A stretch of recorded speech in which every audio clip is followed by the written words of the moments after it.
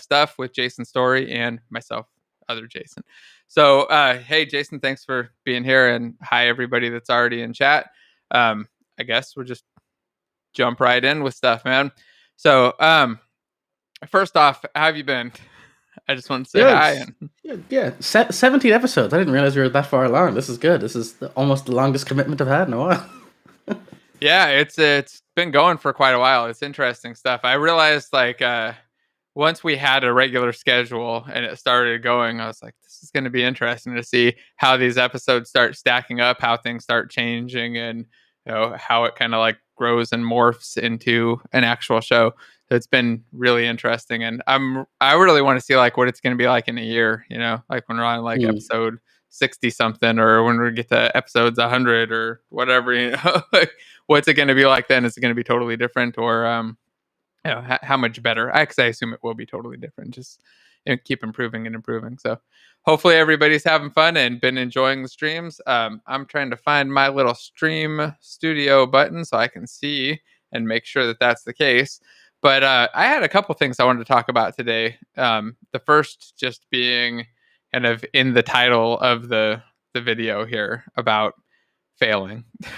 So I mean, what brought this to mind was just actually I'm not even sure what brought it to mind. I was thinking, actually I know, I was looking back through hard drives. That's right, I remember now. So I was looking back. I've got this there, try not to drop it, stack of old hard drives, right, that I was looking at, trying to find Bitcoin. So I think I sent out an email earlier this week. I was actually like, I've had these hard drives in there for years, just sitting there in a little box, and like I don't know what's on there. Like I know there's some family photos on there I want to save, and maybe there's some Bitcoin on there, because like I used to try to play around with that stuff when it came out, but not enough to really remember if I'd done anything or if I had any. I knew I'd made Bitcoin wallets. I didn't know if there was anything on them or if I still had them. I don't. So I searched, right? I searched and searched. I went through all of the drives and looked for them. But while I was looking for them, I found a lot of I found a lot of old GameDev projects. Like the things that I was saving, I was going through saving family photos, videos, and stuff. And some of the kids like random homework. So like, oh, that's interesting. I'll save it off. But then old projects, I had lots of like Git folders and project folders and depot folders from my old Perforce days. So, like tons and tons of them. And I kept copying these over. And I found I was copying like hundreds of projects over all of these little things that I had started. And some of them were just like simple little things from videos, but most of them were just games that I'd tried to make or thought about making or like experimented with, and had never really turned into anything, right? Some of them were actual projects though that I'd released. So it was kind of interesting, like looking at it side by side, because about 6 of them were like source code from game projects that I'd released a long time ago. No idea like how up to date they were, if they compiled or anything. I just recognized the folders and saw them. And it kind of got me thinking about just all of the projects that never got done and why that happened. And I guess just the whole process of projects failing in general, because I've started so many projects, and most of them, I would say most of them didn't really fail. Something I think much worse happened. Like only one of them like really, really failed. The other ones were either somewhat successful or the bad thing happened, which was that they just got abandoned. They just didn't get done. And it wasn't that the project was bad or the ideas were bad. It just kept getting distracted and moving on, and just not sticking with them and not being consistent, hitting problems and giving up, or not really having any plan to get them done. Like there are a lot of games I'd look back and I was like, that was a fun idea. I really wanted to make that. I wanted to make that too. It wasn't like there were games I didn't like or didn't want to do. There's ones that I had, lost the motivation or the will and kind of given up on. And it just kind of hit for me. I was like, this is something really interesting. And it also really made the one game where I actually failed stick out and remind me of how fucking valuable that was. Because like the one game that I spent, and I don't want to just talk nonstop, but where I spent a long time, like a year and a half, building this game, and we got the game done. We stayed on it. We were consistent, finished the whole thing, and it still just kind of went out and had pretty much like almost no success. And it had some sales, but nowhere near recouping, and wasn't a big hit. That one I learned a shitload from. Like that one I learned a lot from. The games where I just started and kind of abandoned, not so much. Very, very little at all. So I don't know. I was amazed at how far in my career I could get without learning how to finish projects, as silly as that sounds. In my case, when you work for other people, I don't think people realize how big of a difference it is. If it's someone else's project, your brain can just turn off and go, I'm just working. It's just clocking in, clocking out. I'm performing work. It's whatever. But when it's your own project, you've got so many extra barriers that are mostly just you in various forms, stopping you getting it done. And it's amazing how you can... Like, I spent my whole life learning things, just literally thousands upon thousands of hours of tutorials and videos and shelves of books. And I was content with that. I wasn't really trying to do anything. My goal was the learning, not projects.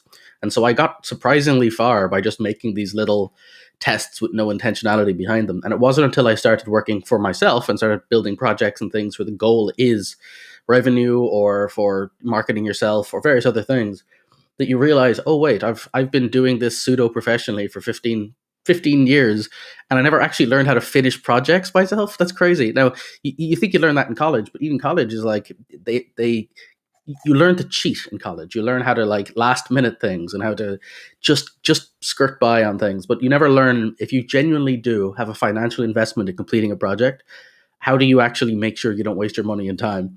And so I have the same thing. My version of the project graveyard, as they call it, it's the same thing. I've got a wide array of miscellaneous ideas.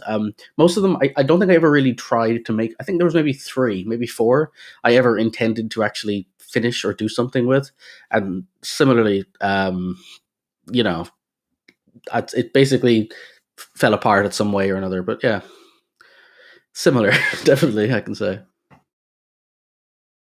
Yeah, I wonder if it just happens to everybody, but I get a lot of questions just about getting things done and motivation on stuff, and this just kind of really stuck for me because I mean, like I said, the one project where I actually feel like I allowed myself to fail was that big one where I actually stuck with it and was working on it consistently, and day after day. The other ones like. I feel like it happens to everybody though, that you just run into this problem where you just things get difficult and you just kind of switch on to the next thing, the easy thing, instead of just sticking with it and kind of pushing through and having a plan too. I think just being consistent. Sorry, I kind of rambling and babbling here, but back to the episode 17 was the other thing that kind of stuck this and kind of linked it all together for me was the fact that we were on number 17 because we were being consistent. When I was posting it and I was posting the number, that was like, part of what's making this work is the fact that we have a set schedule. We're being consistent with that schedule, and it makes it easy. Like if you do something like that where you set up a time when you're going to do the thing, you consistently make it to that thing every time and do the thing, you're going to see some forward progress. And I think you were talking a bit about this last week, right? Just consistently making forward progress. And I mean, for us, I mean, for me, just doing a stream like this is some forward progress on YouTube stuff and just getting better at talking to people publicly and learning and just becoming a better game developer because I get to see and answer all kinds of questions. And like being consistent with that makes that happen. And I think it's the same with any game that you're building or any other thing that you want to do. Just set up a plan especially just set up a schedule, something that you can do reliably and consistently. I can honestly say one of the best things I ever did, as silly as it's a small thing, but it vastly improved my life in multiple ways, was learn to type properly. You'd think it's an important thing for a programmer, but it took me 10 years to get around to deciding to do that. And then I just, on a whim, said, there's a web app, Keybr, keybr.com. And I just said, it's got a really cool little metric system. It shows you, it gives you a little green dot for every day you're logged in. And I said, okay, cool, I can deal with this. It's web only, no app to install. I can do it anywhere I'm at a computer. I'm always at a computer. So I made a point every morning to log in and just do 10 minutes of typing training. And then like a month or so went by and I suddenly just blinked and said, oh, I just realized my typing speed has nearly tripled. Just something that I didn't actually, it wasn't even a goal to hit that number or anything. It was something I knew. I felt awkward every day. I was sitting there going, I type for a living and I haven't learned to type properly. And it was one of those small back of the brain frustrations. And when I finally did it, it was like, it's amazing how easy it was when I wasn't stressing out about this sort of missing skill I had. And I instead just said, what if I take bite-sized chunks and just do a thing every day and like make it a fun little hobby? And I actually enjoyed it. It was a nice way I'd get a coffee and I would spend my morning 10 minutes before I start the stressful day just doing this little typey thing. And it massively improved my life and it wasn't even stressful to do. So that taught me a valuable lesson in how to take on a large task like that. Yeah, just breaking it into those small bites. And it works a lot better for learning things too. I think if you just make it consistent and relatively small. So it's small enough that it's easy to do. That's like the one thing you want to avoid is having the tasks that you're trying to do consistently be difficult to do, so that you're having to constantly find ways, or like you're getting excuses out of them or not doing them because there's something's making it too difficult. So I try to make it so that it's easy enough to make it that I pretty much can't miss it, or that I've got somebody else that is going to be there and waiting for me so I can't miss it. I feel like the obligation of having another person there that I'm meeting with and working on stuff helps a lot. Which, like, when it comes to GameDev, just comes to having other people that you're sharing your stuff with regularly, having a group of other developers. I've told you before, I got multiple meetings where I just talk to other groups of people that are working on similar types of things that I work on, and just meet weekly and talk about stuff from GameDev to there's an architecture meetup that I don't get to go to anymore because it's too late, but a lot of fun, and a lot of other things like that I like to do. And I think it helps a ton. So. Well, I'm the same. Like one of the people in the chat right now is a guy that is in that very meeting. He's talking about a game he's making, and it's always very satisfying seeing people show their projects during those Wednesday meetings, and motivates you for your own stuff. Yeah, I'm with you there. I need to switch my sleeping schedule and start staying up late again. I will say though, one other thing that's a valuable note on that though too is, so I kind of feel like something I've learned about project management in general is that there's lots of layers to it. And one of them is, of course, the accountability, getting it done. If there's usually a business incentive or some hardcore reason you need to do it. And that requires a different set of skills. That's where I lean into the getting things done mentality. And I do the whole pipeline of work out the tasks and unit items and do it by actions and effectively build myself a Jira board. And I go down a whole thing. If it's like, I need this done, there's no ifs or buts about it. But I find what a lot of people struggle with is ongoing goals that don't have a definitive solution. And so there's a much easier solution to that, which it was one of those ones, I think it's Blender Guru, I think, might have pointed it out to me. But if you just theme a week, or is it CPG Grey? I can't remember. But yeah, if you just theme a week to whatever it is you're trying to do. So say, for example, you're disappointed you're not reading enough books. So you decide to theme a week or theme a month as the book reading week or the book reading month. And it's a small thing, but just write it in big letters on your board, whiteboard or something, or set it to your wallpaper. And you're not giving yourself jobs to do. You're not assigning goals, so you don't feel bad if you miss them. But what you do have is an ongoing goal, so that if you ever find yourself with 10, 15 minutes free and you're like, what do I do now? Or, I'm just sort of lounging around the house, or I'm just waiting for a coffee to boil or something. You're like, well, this month's or this week's theme is, X. So have the book handy and then just read only a few pages. And you'll find just by having a directed thing, it'll make life a lot easier. I find what tends to happen is without direction, it's very easy to just fall into bad habits. But if you have a North Star that represents something, whether it's I'm doing this week, any free time I find is this, then you'll be surprised how much more you can actually fit in than you think you would. I think that's a good idea. I need something like that up in my office. I used to have a nice big whiteboard, and I've changed things up too much and I lost it. And I feel like I need something like that again, where I can just write the important things that I need to do for the week on there, or the kind of the themes too. So I loosely have those. I usually have them like in Milanote. Like I know the general things that I want to do for the week or the day. I'll have a to-do list for the day, and a to-do list for tomorrow, and a to-do list for yesterday of all the stuff that I missed and need to pull up to today or tomorrow. The backlog, yeah. Yeah.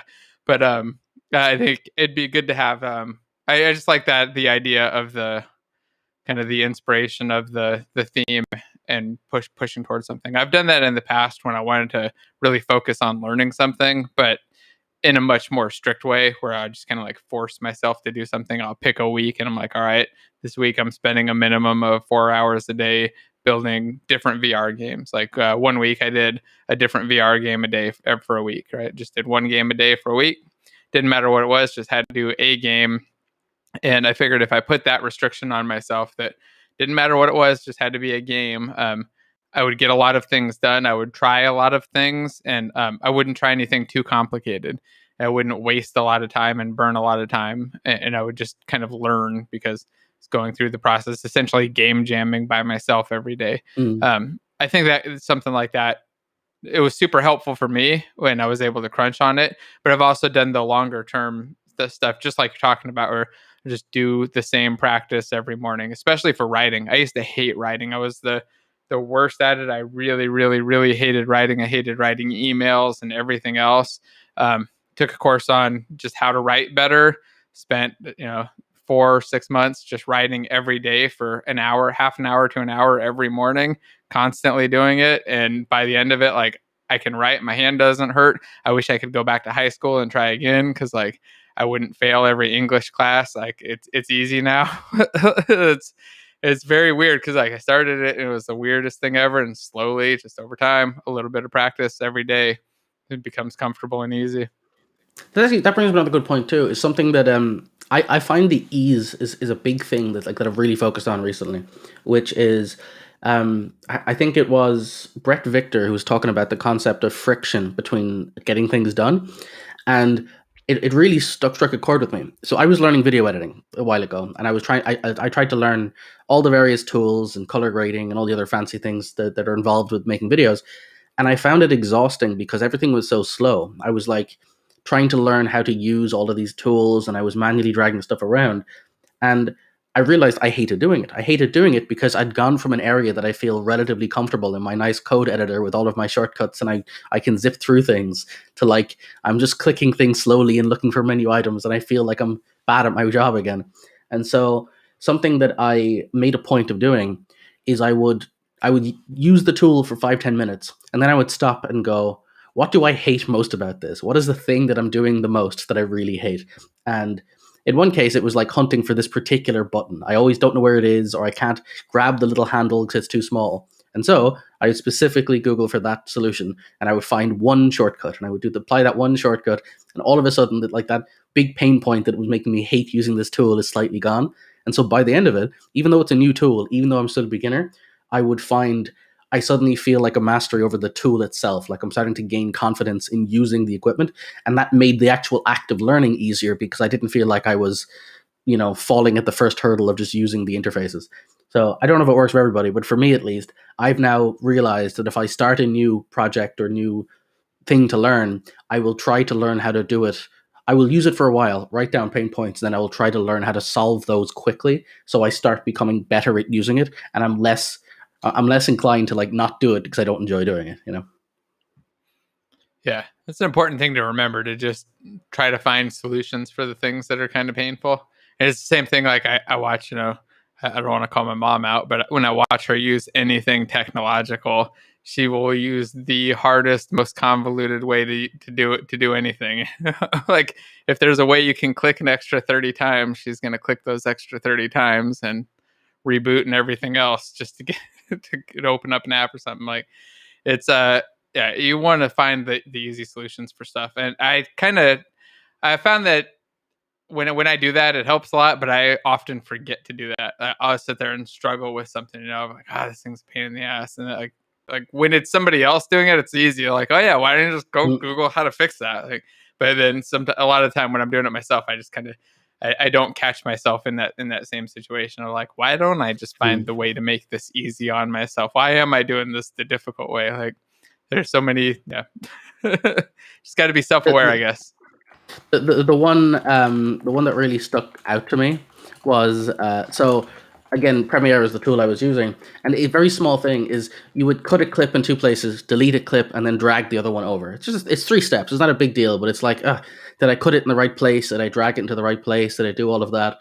And I had to try to find the little icons and buttons and whatever. And one of the shortcuts in particular is if you scrub a timeline, cut, you can press Shift Delete, and it will delete the previous clip and then move the other one to line up with it. So you don't have to delete and drag; it'll just like replace the empty space. And so that was good, but it wasn't good enough. And so I started binding the keys, and I realized my hand from all the gaming I do naturally rests on WASD. And I said, wouldn't it be cool if D made a cut and A made a ripple delete like that? And so now I can just scrub a timeline and go D and A, D, D, A, D, A, D, A, D, and it just cuts the whole thing. And it's so much faster than any like dragging and sliding and whatever. And it went from me hating using the tool to like, this is fun now. I can like focus on the creativity of it and not the tediousness of trying to line things up, you know?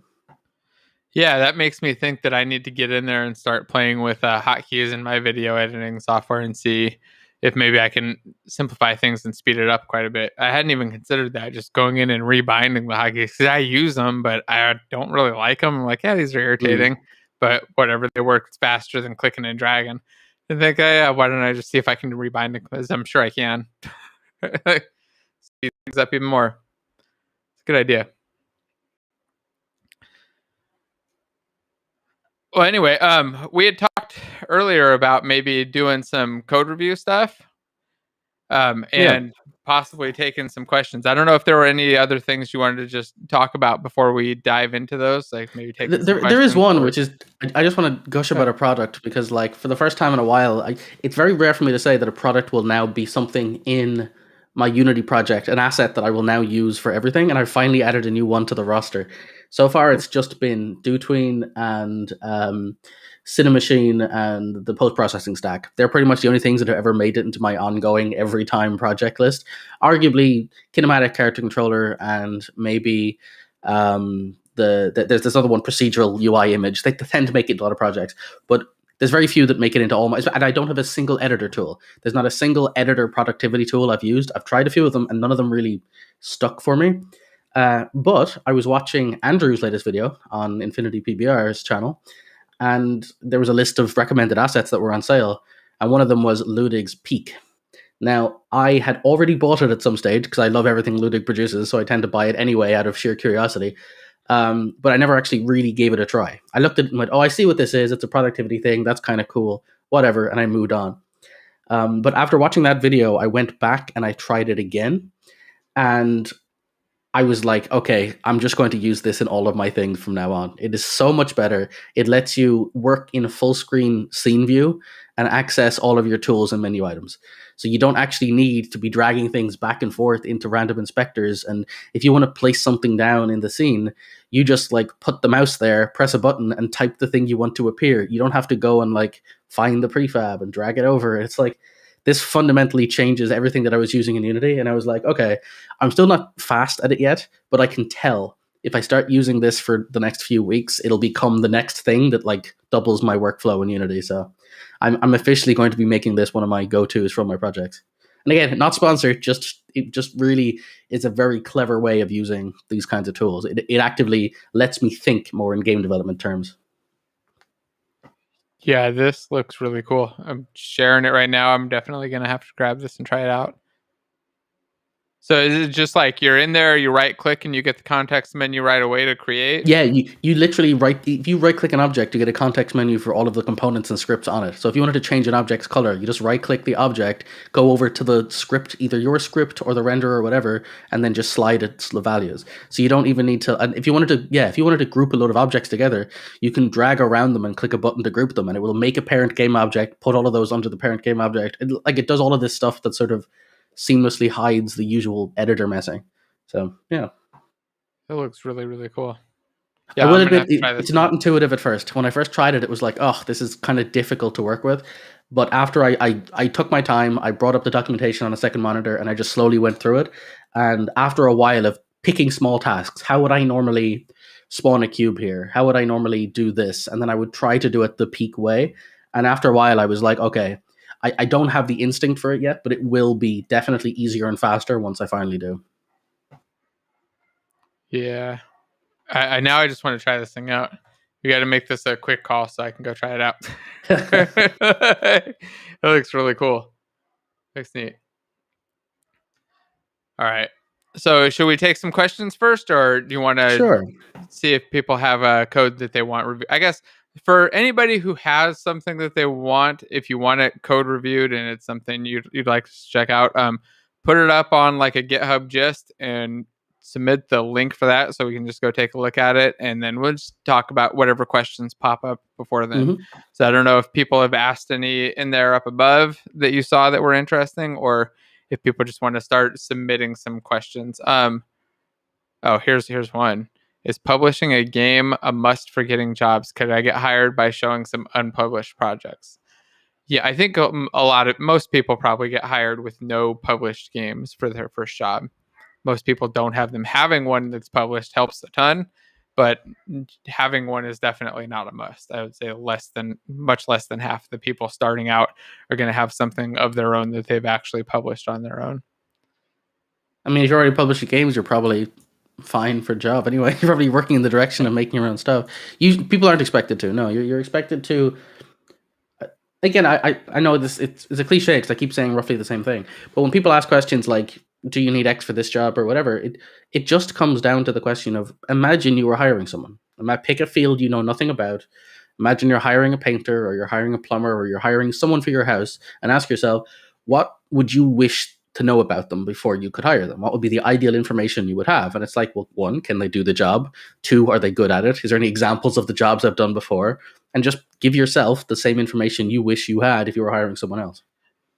Yeah, and on that, like when you're doing the hiring, there's really two types, right? You could be hiring the main painter that's in charge of painting it and making sure that it gets done, or the painter's assistant, which could be like the teenage kid that's just kind of learning how to paint and being led by the other guy, and they're doing a lot of the work, but they're not able to do it themselves. So if you've never published a game before or never worked on a game before, you're more likely to go into those positions where you're not the main person developing it. You're going to have a much harder time getting like the sole developer or lead developer or like the key job, but you'll have an easier time. You'll still be able to get, you'll still be able to get the other jobs. So all of the regular game developer jobs where you're not the lead of the team, where you're not the sole person responsible for it, and you don't need to or not required to do that. And most of the game developers that I know that have started in the game industry, in fact, pretty much almost all of them started not able to make a full game on their own. They learned that process from other people that they were working with in the industry over time. So. This is an interesting one. Is there any particular Unity-based released game that impressed you with its technical implementations or features? So, what about you? Is there any particular one that sticks out? Because I've got a couple to come to mind. Oh, go ahead. I want to hear yours. So the first one is more of a personal thing rather than the second one is more relatable. But the first one is just, there's a game in VR called Technolust, and it's made by a guy, Blair, and Blair Renault, and he goes by Anti-Cleric online. And this is back when I was brand new to gaming stuff. It was the VR community. There was a bunch of us there. And he had this gorgeous looking game. And what really blew me away, it's such a small thing, he wasn't a modeler and he wasn't a programmer. So almost all of the models in that project were either kit bashed or bought from the asset store or whatever. And all the code in there was done with Playmaker. And I'll be honest, as a young programmer, I was pretty elitist that, you must need to know code to make a game. And this guy was absolutely kicking everyone's ass by making a game that was one of the best looking in terms of visuals for the time. And his entire, like, the way he did it was using all of the stuff you're not supposed to do, right? Like asset store assets plus not code. It's like, this blew me away. So, I mean, obviously we're not talking AAA studio here, but like, for what it is, if you look online for Technolust or his work in general, it all has this nice moody grungy vibe. But like I said, at least in the original days, it was all just assets bought in the asset store, and that was one of the people kept asking, how could you use assets in a real project? Well, if you're a good set designer and you can retexture things and do work with it, you can make stuff look really good. So that genuinely taught me a lesson about the value of just using your tools well, rather than blaming the fact that you're not a AAA studio and all the other stuff. Yeah, I've seen designers do crazy stuff with assets. I mean, when I grab assets, I pop them into the game. If the demo scene doesn't look good, they don't look good right in my game. But I've given like a actual game designers or an artist, even better, some art assets from the asset store, and the stuff looks totally different. It looks like it looks like it fits into the game the way that they change and adjust stuff. Just because I think they have Mm. a much better eye for it. You can probably do that a bit better than me too, though, because I'm pretty bad at, pretty bad at the artistic stuff. But I've seen designers just do all kinds of crazy shit, like mixing, matching asset packs that I wouldn't think would go together with minor changes and stuff, or Mm. taking little pieces from a bunch of different packs. I've seen that quite a bit too, where they're able to just take like a couple little pieces from each one and then combine it into something that really fits together and works well. Yeah, that's definitely a skill I don't have. I used to be really jealous of that because to me, I just didn't have the vision to combine stuff and fix those inconsistencies. Yeah, I'm the same way. I have a hard time like picturing things without seeing them. I can picture code and like the lines between the code and the connections. I can't picture like a visual of a room or like an outdoor environment until I see it. I got to see the picture of it. It's terrible. I can copy Um, things really well though. and I guess the other game is probably a lot more famous, which is called Inside by Playdead Studios. They're the guys who there's the guys who made Limbo before that. And from a technical level, this is getting more into the other side of it. We're talking programming and game engine. What they did in Unity is kind of magic. If you watch their GDC talk on how they did it, they like they basically managed to get stutter free zero loading from start to finish. And For the way four they hours, achieve it right? for 4 hours, yeah, like it's not, and like the amount of things they did that are I want to say non-standard at best is fascinating. Like they really for example, at a very big, what's the simple, if I had a cube on screen and I wanted to move the cube 10 units, what's the first thing you'd probably do? You'd set its position plus some value, right? Well, if you just take that very simple example, in their examples, they don't use the position value because they don't use the global positions. They use the local positions for everything because you're at less risk of moving the tree of child objects and firing events. And two, they don't use vectors. Think about that. They don't use vectors for most of their calculations. They split the vectors up into the x, y, and z floats. They do all of their calculations in float space because it's considerably smaller performance-wise, and then they reconstitute the vector at the end. Kind of like how you do physics calculations by aggregating forces and applying it at the end. They don't apply them individually. So imagine trying to write a game which is relatively complicated with not using the basic tools that Unity provides you. So personally, I don't think I'd ever go that far. I do think it's a massive technical achievement. Like the amount of effort that's gone into making that game as smooth as it is undeniable. Yeah, it's. I'm glad you brought that one up because out of all the technical ones, it's definitely the thing that kind of blew my mind the most when I saw the talk. And if you just hear us talking about it, it doesn't seem as impressive. It's like 4 hour side scroller. If you see the actual talk and you see the tech that they built on top of it to make it happen so that you could play this on a console too with zero garbage collection throughout the entire game and have Yeah, it just their run. garbage number is like I can't remember what it is, but it's so minuscule. The amount of garbage they generate is less than like most people would for their simple cube based scene. Never mind an entire game of this size. Yeah, it was bonkers. And you could fast forward and rewind through the gameplay. It's really, really, really cool. Definitely worth checking out and worth playing too. And it looks like I think it's It is $7 a great off. game. Yeah. Yeah. Yeah, Oh wow, $5. that's Yeah. really good value. Yeah. Yeah. I would go grab it if I didn't already have it. So if you haven't tried it out and you're working on Unity stuff, I would definitely check it out and then go watch their talk on how they did it because it is really, really fucking cool. Yeah. It looks like the chat agrees too. Cool. So outside of that I don't know. I mean, Inside was kind of like the one that really blew me away with the technical part. And that's just because like I've seen the inside like the technical things that it did.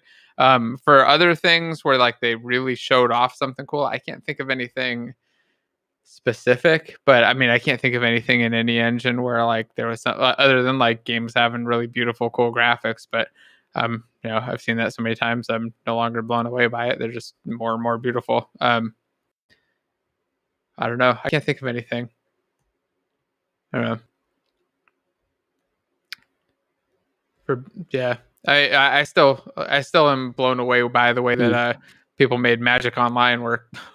Still crack that. Like, not because it's a complicated like game to code, but the just getting that rule set down and that whole engine for a rule set of a thing that's got hundreds of different rules and tens of thousands of different cards and millions of combinations of things. Like, I'm just curious, like that system's got to be somewhat complex and difficult to manage. I wonder if it's really well done and interesting and cool, or if it's just like, every time we do something, like everything breaks and it's a nightmare. Got to go fix it quick. Like, I'm always curious with those big, like, because that's a really, for me at least, that seems like a really complex system. I don't know about you, like a card game Yeah, rule no, system yeah, as complex they as can Magic. be. They can be very complicated, but I guess the beauty of those is they can also be written externally and test driven, right? There's ways of doing that don't require the engine stuff. Someone mentions here, Mac Plays Games mentioned City Skyline. That's another one actually. Their technology on that is very good.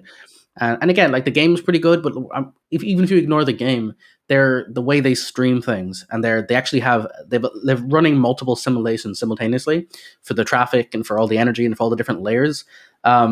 There's a lot of really interesting, clever design challenges they've solved for that game too.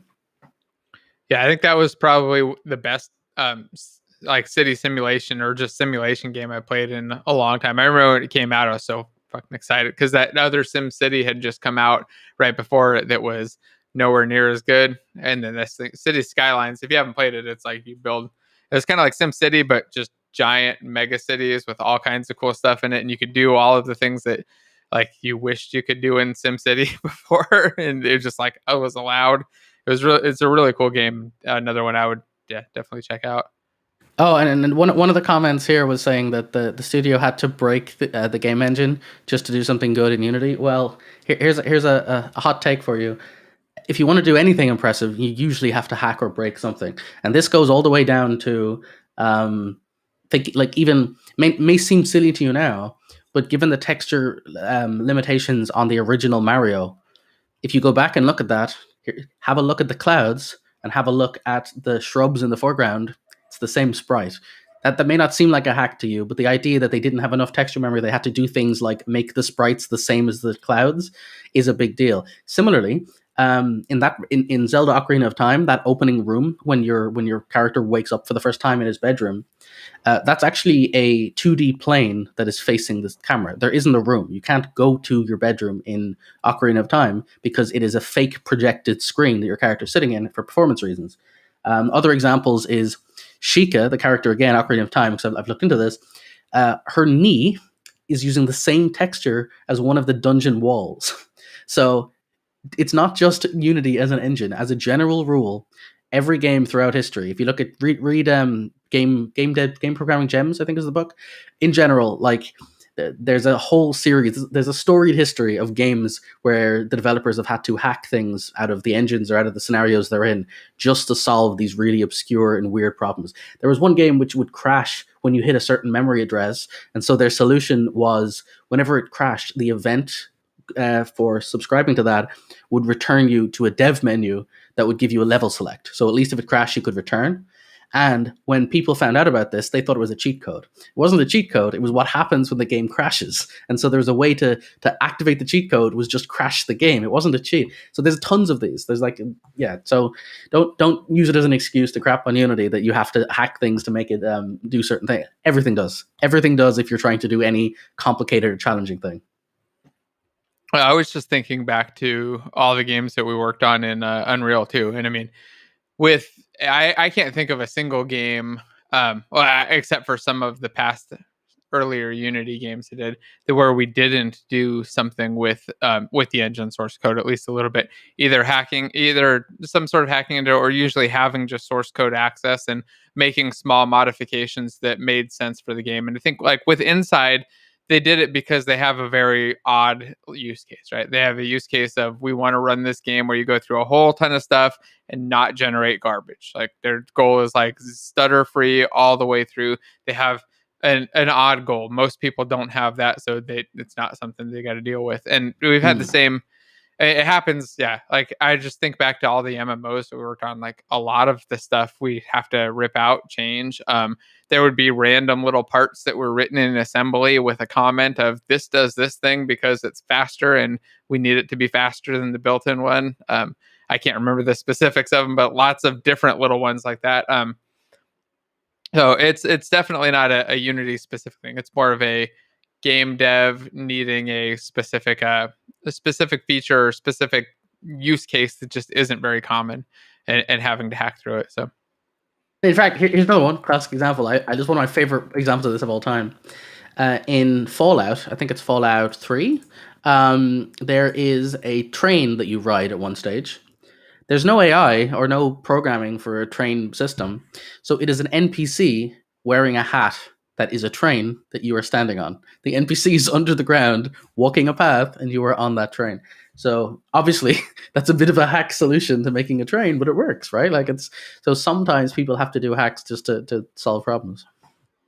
yeah, that's very common. I remember we had all kinds of stuff like that in the past with because the game engines just didn't have support for the thing, and the games didn't have support. We didn't have systems for those types of things, and you use NPCs for all kinds of stuff with different models attached to them. As in a lot of the games I worked on, wouldn't use their hat, but it would use their head, so it would actually just replace their head, and that would be like their only model, or just swap out their entire model. Or give them no model and have them doing other random weird stuff. So, yeah, hacks are super common in there. As long as it's not visible to the player, and to the player it seems like a game. That's all that matters. It's all like what's on the front of the facade, right? It's like when you're at Disneyland and you go behind the wall, like it's no longer pretty and fancy. Well, that's something I took away from one of Jonathan Blow's streams. For people who don't know, he does like hours and hours of dev streams where he just streams his work, and it's fascinating, like to watch him sort of solve these technical problems.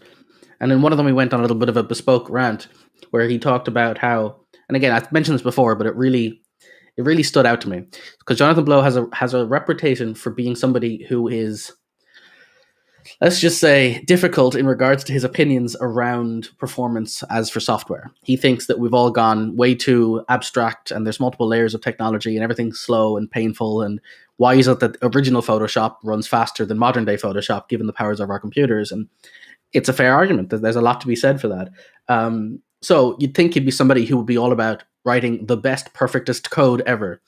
And in one of his streams, he was solving a problem he had with lily pads, where he was trying to get a character to walk onto a lily pad. And he's got this really complicated time system where time can be rewound and events fire at different rates. And he's got multiple time steps. And I'll ignore all of that. But the point is, in this one particular edge case, because it was this pad crossing this shaped tile at this speed and this air current or something, it wasn't acting the way it's supposed to. It was technically acting correctly. The code was working correctly, but the behavior wasn't satisfying to a player because it was the classic like coyote time thing, where if you try to interact with it, you'd walk off it at a weird angle. It would do weird things, and it wouldn't be a satisfying player experience. And so he wrote like the code for, if this particular case in this particular scenario, do this instead. And like that sent a shock down my spine as a programmer going, you're hard coding a very unique specific for this level in this scenario case? You can't do that. That's not a generic nice system that works for everything. And then he kind of said, well, why are you making a game? What's the point? It says it's the experience. It's the player experience, right? And I kind of stopped and went, that's a really good point. Many times in my career, I have sacrificed an idea or a feature set because the code wouldn't allow for it. And that's such a silly mentality in retrospect. And I think back to all the times as a contractor, before as a contractor, I guess, where I used to work in enterprise and people would ask me, say, can the system do this feature? And I would say, nope, can't do it. Now, it can't do it because I wasn't willing to hack in some solution to solve it. The truth is I probably could have made it work, but it would have made the code, quote unquote, worse. And it kind of stopped. And in retrospect now, I look back and go, like, my job should be making the best product possible. And if that's a thing that the client wants to have, me choosing making the code arbitrarily better to some invisible metric is so insane relative to solving the problem of making the product better for the client. And so it really stopped to make me think about that. It's definitely a philosophy now that I don't mind making shortcuts if the shortcuts are specifically going to make the project better. Yeah, I think that's Probably good advice. And the thing to remember there is just that when you make the shortcut, if you're making the shortcut in multiple spots, maybe consider refactoring it.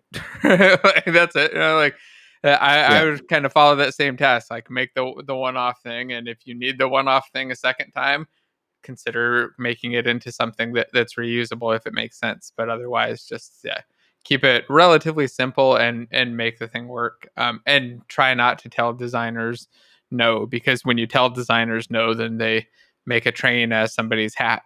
Right? That's what happens when you say like, no, we can't have a train system. They make an NPC that's got a train model for the hat and drag it along, or whatever, random thing that they want to do, because you don't have the time or the energy or the desire to put in the system that they need for it.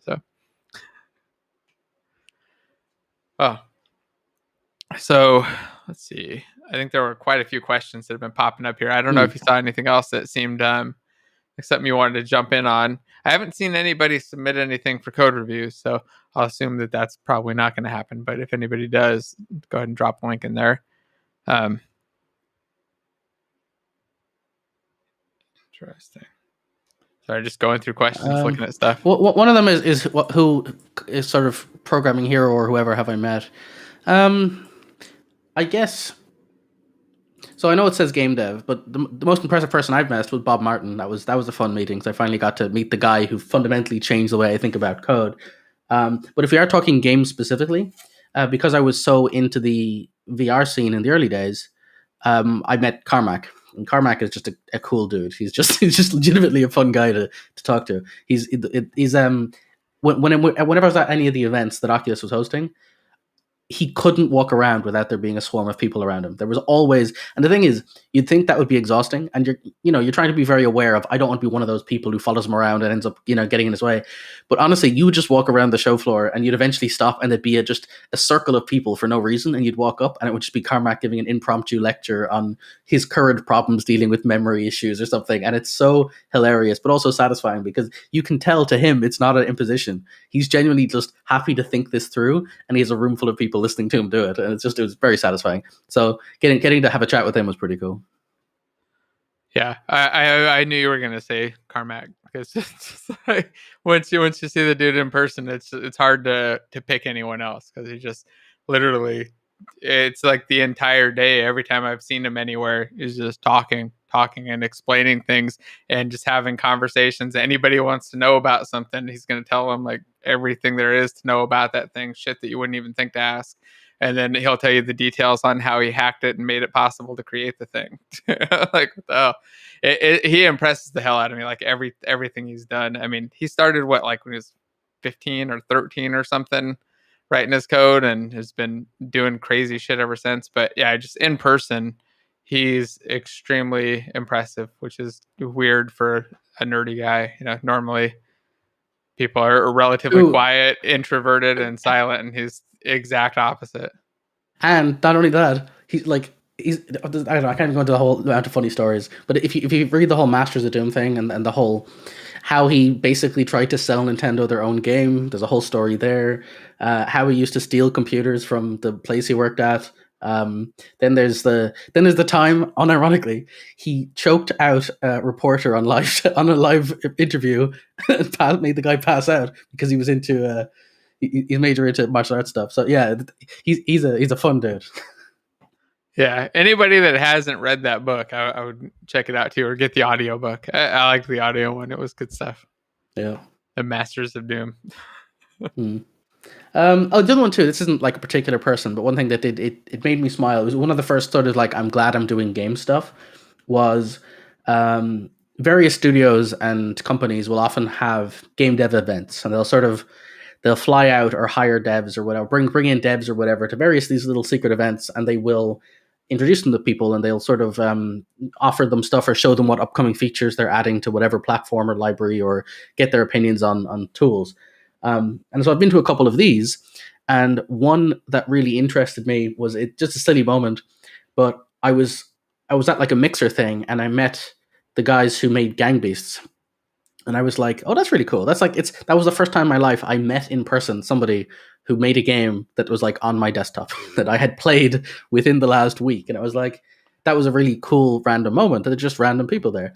And then later on, I was talking to somebody else, and I mentioned there's like, what are your favorite games? And one of my favorite games at the time was one called Before the Echo, and it was basically this rhythm game that's like a dungeon crawler. It's really cool. It's one of the most unique ideas for a game I've ever seen.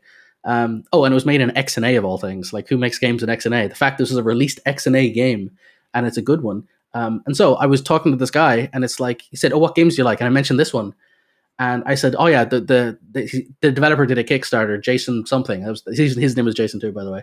And the guy I'm talking to takes out his phone, presses Skype, and brings up the guy on his phone that I'm talking about. And it was such a like, this is not how the world works. You don't just get to mention some developer that have made a game that you heard of, and they just like bring them up on their phone. So it was so cool to me that it showed that the indie dev community is a little bit smaller than you think it is, because there's like, they're passionate people that go to the same events and vaguely know the same people. So yeah, it was cool. Yeah, I think just the game dev industry in general is kind of like that. You can find that you know people who've worked on all kinds of stuff, or at least you know somebody who knows somebody who's worked on just about everything after a while. Yeah, again, like one of my favorite game studio ever is Bullfrog, and I was sitting there talking to somebody at one stage, and they said they were looking for a contractor for something, and one of the people was a small group of ex Bullfrog devs who were looking for people to work with them. I'm like, now I'm like a stone's throw from people who have made games that are like on my shelf, and it was just weird. It's as I said, it's a surprisingly small thing. Once you get in the specifically in that kind of space, you'd be surprised how many times you'll bump into the people who know people who've met people kind of thing. Oh yeah, I remember. This kind of just reminded me of when I first got into the game industry. Like, I really wanted to work on EverQuest, right? Like, I was a big EverQuest addict, and I wanted to work on the game a lot. So I had applied there and tried to work on it once, and it didn't go anywhere. But eventually, the first game dev job I actually got was with a group of people who had initially worked on EverQuest.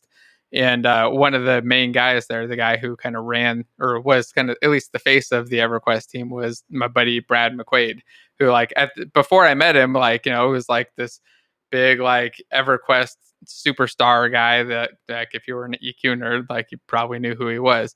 So I was like kind of starstruck and stuff, right? And then I go over to his house, and like within a couple months, like, we're relatively close friends, and now, like, well, up until he passed, we were really good friends and hung out every week. So it was really, really strange how that happened. And, like, again, just kind of just showed how the world is super tiny, like, and it was just happened to like something that he happened to like. And a friend was like, "Hey, you want to come play Magic with us?" I was like, "Yeah, I still have some Magic cards. That sounds fun. Where are we going?" Like, "We're going to Brad's house." I was like, "Wait, that guy?" I was like, "Oh, weird." I was like, "Okay, interesting and cool and overwhelming," but it was really cool. I mean, and yeah, so that was definitely one for me.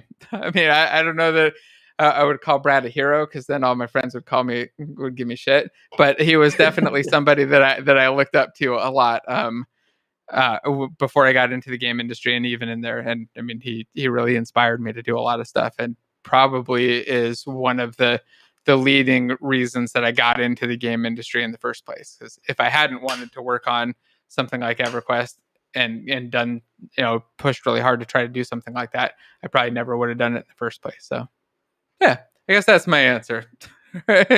Salim's gonna give me all kinds of shit, though. What's funny is I had almost like an opposing reaction to that too. This is another very small thing. So here's another just small tip in life: is you never know what stuff you make or you are involved in, that how they're going to impact other people. And so it's so silly in retrospect, but so again, part of the Oculus early community stuff, and at the time there was a big trend of people making really crappy Unity projects. I'm talking some cubes, some basic particles, drop a rigid body on it, and map it to a controller and see what happens. And so there was just zip file after zip file of sketchy projects you could download from the Oculus website of people just experimenting. And then every week or month or so, somebody would just aggregate the whole lot, make a torrent file, and you could download like the entire, I'm talking hundreds or thousands of projects of just random strangers who are not game devs by trade, but are passionate about trying to get into it and are very basically learning Unity. And so I, like everybody else who had an Oculus, would download the huge pack of stuff, and you'd play through this mystery grab bag of stuff. You'd click the exe and see what happens. How do I control it? Obviously, these are not game devs. There's no tutorials. There's barely art. You have no idea what's going on, and you're just hoping it'll be a fun or interesting experience. But because there's no rules yet, everyone's just doing wacky things. And one of them was a game randomly in this pile that was, I forgot the name of it now, but it was basically a cube on fire with a fire particle system, where once you launch in, a bunch of targets would appear in the distance, and this horribly loud, no control techno music type thing would play, and you would be throwing these fireball cubes using velocity arcs to hit the targets, and your score would go up. And then when the game ends, you're stuck. You couldn't go back, you couldn't restart. There was no easy.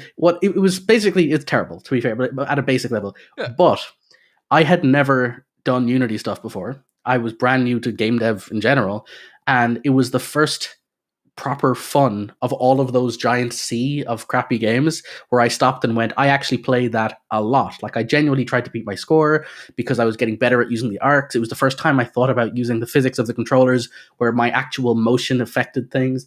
That stuff's trivial now, but this was kind of one of the first times that it really stuck with me. And now I know how easy in Unity that is just a rigid body on a box, right? It's not particularly complicated, but I played that and it really like set my imagination to kind of go wild a bit. And at some stage I was in some random Discord and I saw the guy who made that, and I was like, oh my God, you made the thing. That's really awesome. I played the crap out of that. And honestly, he responded to me like I was some kind of. He must have thought I was making fun of him or something, because I found that it was like a 2-day game jam thing, and it wasn't like it got thrown away in a big pile of stuff. But I don't think he realized I was not being sarcastic. To me, it was like that stood out to me among a sea of stuff, and it inspired me to do things. And to him, it was this stupid demo project that I'm pretty sure he thought I was like making fun of him for it or something. So yeah, it's just that fun, and I guess my guess is that it was the scaling up and just getting better, feeling the actual progression where like it's a game you can get better. I physically improved.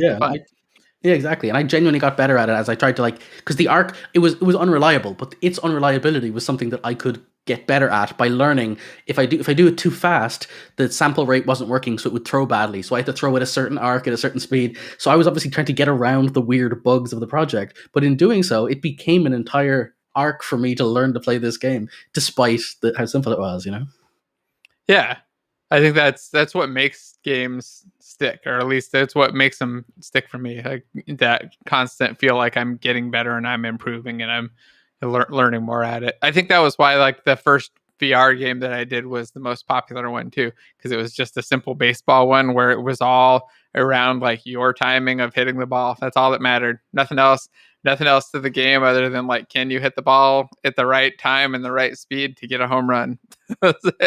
And nice and short and simple. That was the same kind of thing where like you could actually get better at it. Most games, yeah, at least a lot of the VR games that I've played, like there's not really any skill involved. They're much more like narrative, or like there's a little skill, but if you're any kind of good at games, you're not going to have any hard time with them.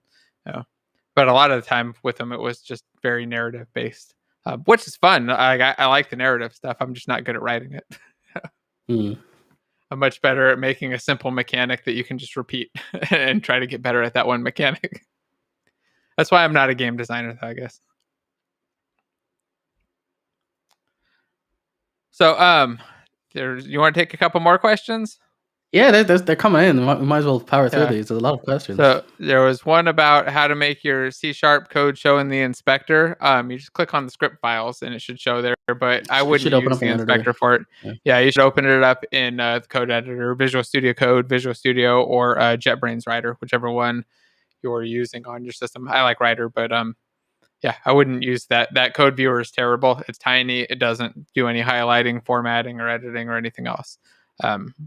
So I guess maybe just in case it's a misunderstanding of the relationship of things, let me try to explain, because this is one thing I think a lot of people don't really get about the way Unity works. So Unity as a game engine is using called a component design pattern. So it's everything component based. And so if you step away from the editor for a second and just think about, so let's think about the relationship between objects. So the way Unity works is everything in the world is a game object. Like you might use the term thing. Like if you pick an abstract word like thing, everything's a thing. So the way it works in code is there's something called a system object, and then everything is a system object. And one type of system object is the unity object.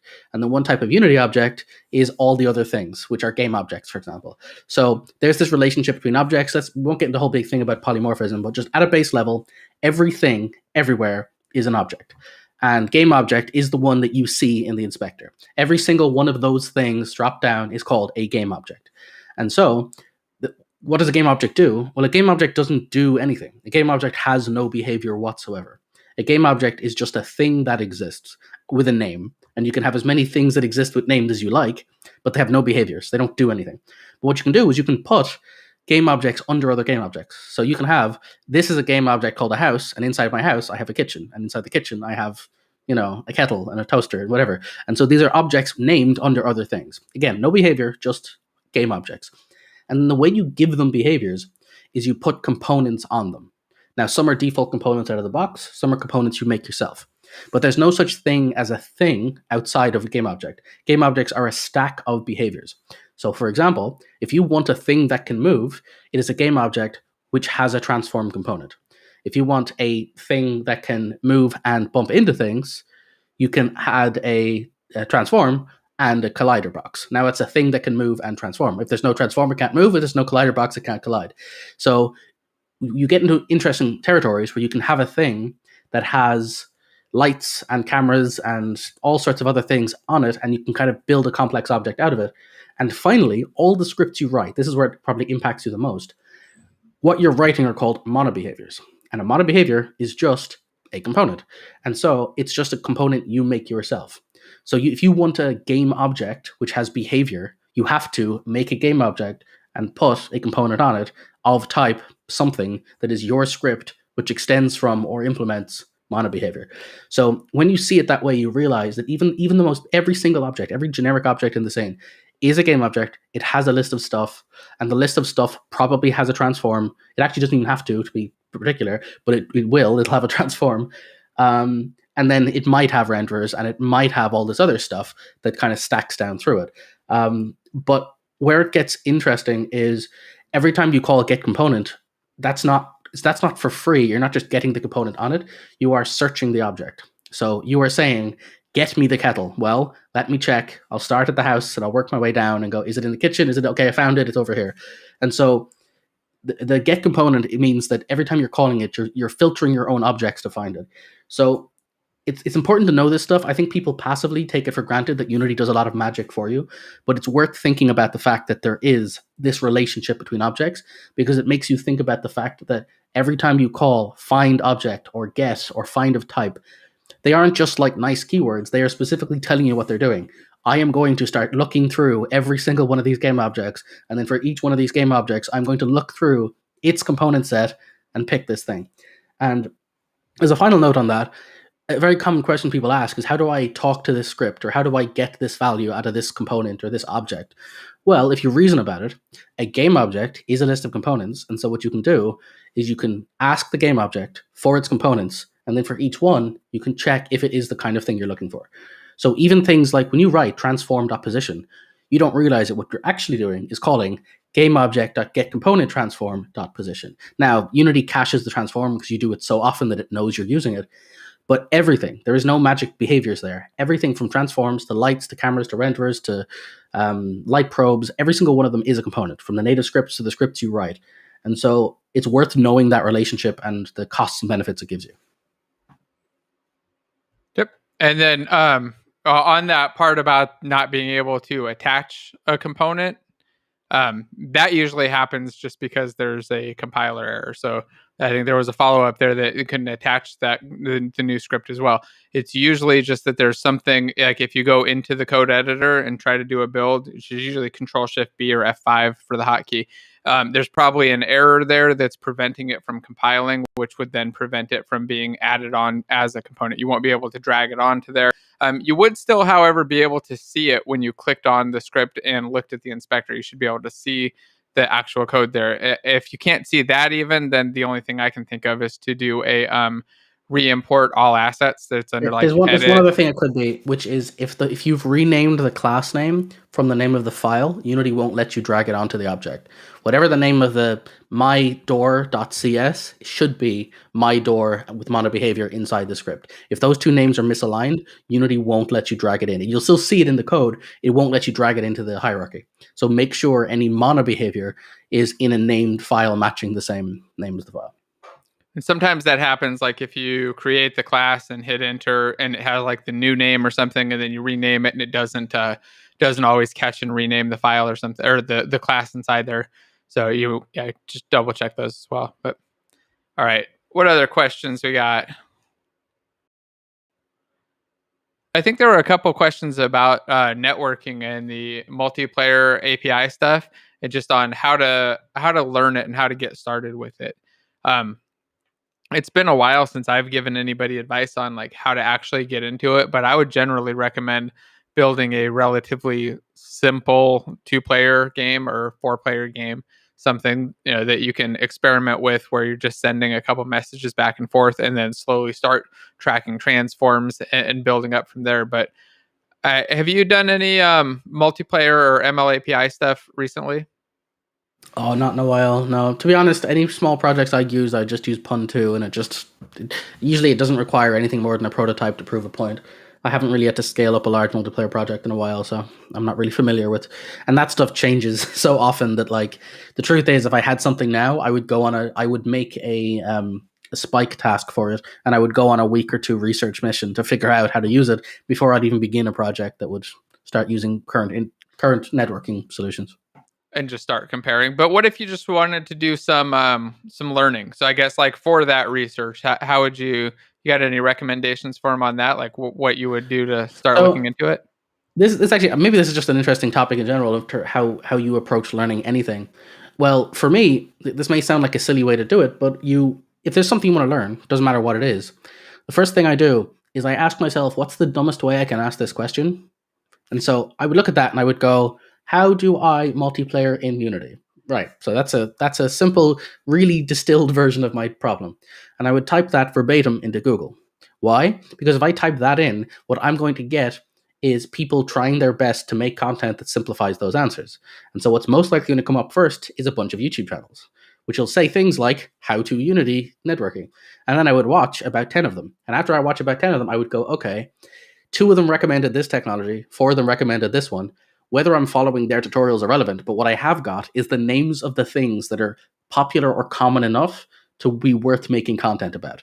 And I would write down the 2 names, and I would then go on a research mission and find out which one I want to use or learn more about.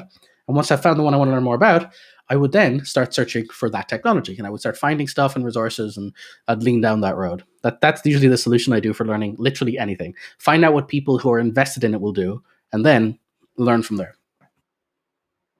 Yeah, I think that's really good advice. I do something similar, although I generally start to play with things really quick. So I'll start going through videos, and while I'm going through videos, I'll also kind of experiment with. Oh yeah, and I normally have it open on a second tab, and yeah, exactly. Yeah. I'll probably be playing with it at the same time. Yeah. Yeah, and I kind of do that to get an idea of like, how do I like the overall feel of this? Like, does this really match with my thoughts? And do I understand it? Because a lot of time I'll watch a video and think I understand something, but until I actually try to use it, I realize like I may be way off on what I was thinking it was going to do or how it was going to work. So I just kind of play with it. But yeah, I like the general idea of looking at a lot of people's different stuff and a lot of different opinions before making the decision, especially if it's a big decision. Like, if it's just on learning stuff, I would go through and just try learning a different one, every week. Maybe learn the pun stuff one week, learn ML API stuff one week. Although if you've been trying for weeks and you're stuck on it with ML API, maybe try one of the other ones first if you haven't done that yet. I isn't trying. So there's a follow-up question on whether or not they're trying to make it their main one. But I would say maybe try some of the other ones first, go through them, because there are a lot of really good documents for things like, especially Pun, right? The Photon Unity networking, when that one's extremely heavily documented. And then maybe jumping over to it, because a lot of it matches. Yeah. Mirror is another one everyone recommends.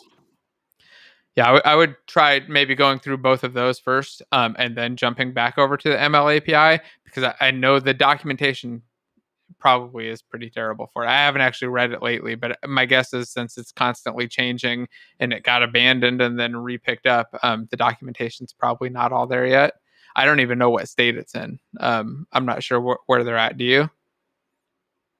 No idea. Like I said, I've learned when it comes to technologies like that you wait until you need them, because it's there's a reason they call it the difference between the edge and the bleeding edge, because you if you're trying to keep up with stuff, it's going to cost you. Yeah, I've learned too many things that I ended up not using, so I try not to learn them until I actually have a use case for it, though. Like, I jumped on addressables the minute they come out. I'm like, finally, this is a better solution than the one they're using. Let's learn addressables. And then I learned 3 to 4 useless ways to do addressables as the system drastically changed over the next few weeks. And I went, you know what? Lesson learned. I will wait until when Unity start producing tutorial content at scale for this thing, they've locked in enough true decisions that it's worth me learning it. Yeah. You never know what's going to change or what's going to just going to get abandoned. Like, it's hard. I mean, that's part of the downside of, I guess, having lots of experiments and having lots of progress. Like, some things are just not gonna. Some things are gonna grow and get better and keep going, and other things are just gonna get canceled. But not that I think addressables are getting canceled or anything, or ML API. I think that they realized when they canceled the networking stack that was a bad idea, because they were going to be the only game engine that didn't have a network stack built in, which didn't make a lot of sense. So they decided to go back to it. But I think they just wanted to. My guess is that they just wanted to rethink the whole thing to make it performant and like make it top of the line instead of just an okay one, that there were better things on the asset store. I'd be curious to see how it goes when it's kind of in a more finalized state, though. Hopefully, it's nice and easy to use.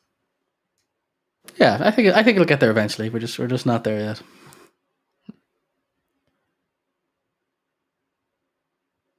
Somebody's starting to learn Mirror. Whoops, clicking on the wrong ones.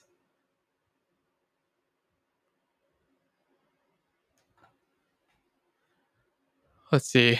Here was a question. I don't know of any of these, but somebody was asking if there are any larger game studios that have made their source code available to the public for other dev teams to learn. I know there are some games out there that have released their source code, like older games, but I don't know if there's anything that's relatively new and large that has. I'm kind of curious if anybody in chat, though, happens to know of something. If you do, can you just kind of mention it and link it? Or do you know of anything like this, Jason? I used to. So when I was, I don't know, maybe 10 years younger, I was fascinated with this question. I spent a long time searching for games and source code and whatever, and I went on a huge journey, and I found about 7. I can't remember now, but there's about 7 pretty big like games I had boxes of that I found source code for. And this is not going to be a very satisfying answer, but the truth is, I learned literally nothing, absolutely nothing of value from reading that source code. I was like, this is cool, it's big, it's complex, I get it, but there's not a single shred of useful information I can glean out of this, because it's either decisions that were made because of a certain architecture, especially older games. Older games are going to be specifically written to tackle technical limitations and problems on platforms that you're not using. And one of the biggest lessons I learned with big projects like that is there's a reason you're not going to find a YouTube channel which is going to like traditionally show you how to make a game from start to finish, because it's really hard to explain that. Like, realistically, it's not very valuable to learn a giant full other game. That'll just show you how, like, if you're trying to learn to cook, you don't go to a restaurant, Michelin star restaurant, and just sit in the kitchen and watch what they're doing. You won't learn anything valuable there, because what you'll see is there's a whole bunch of people doing things hyper specialized that they've learned really well. You're not going to understand why they're doing it the way they're doing it. Like, there's too much going on, and it's not valuable because there's no direction for you to apply. So I learned that there's a reason why most educational content teaches you one of two things: either how to shoot bullet, how to make collision, because that's a practical problem and a solution that you're trying to solve, or it's teaching you how to think about problem solving. It's teaching you about, look, you don't need to know how to run a giant kitchen. What you do need to know is, how do you chop onions correctly? Do you know to curl your fingers in? Do you know to avoid to hit against your knuckles? Like, these are little tactical tricks that turn you into the kind of person who could work in a big kitchen. But that's not, you don't start there. So I don't know. I found that in my entire journey searching for source code for big games, I didn't ever find it valuable. I instead found what's much more valuable is following small tutorials and examples and just keep practicing and trying things.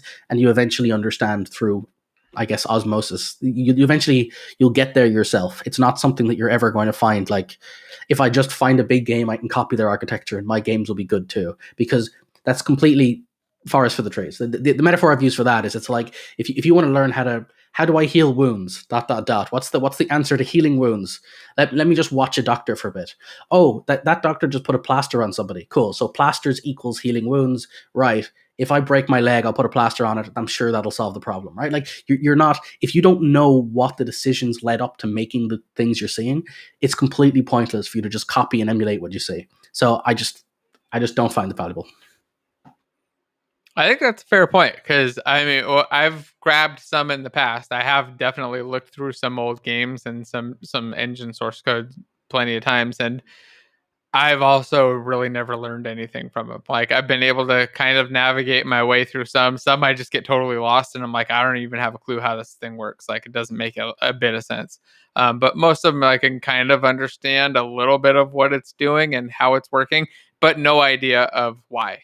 Like, there's no real understanding of why anything is the way it is, or like if it's a good that it's the way that it is, because you just, like you said, don't have any context. You don't know why the decisions were made.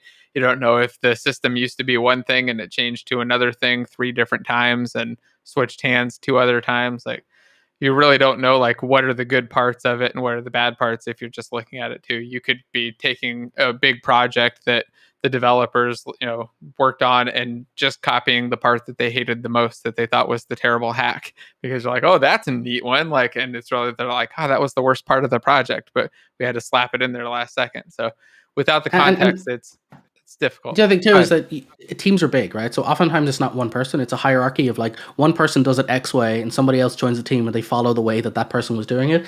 And so one of my favorite example stories of that was the idea of the kid who was watching their parent cook, and they were about to put a loaf of bread in. They're baking. They're putting a loaf of bread in the oven, and just before they did that, they cut about an inch off the end of both sides and then put it in the tray and put it in the oven. And the kid asked, why do you do it that way? Why do you cut off an inch from each end? It's like, oh, that's what my mom used to do. And so she was curious. Well, actually, I never really questioned that. I assumed it lets more air in and aerates the bread more or something. And so when to add bread, why do you do it that way? I said, I don't know. That's what my mom used to do.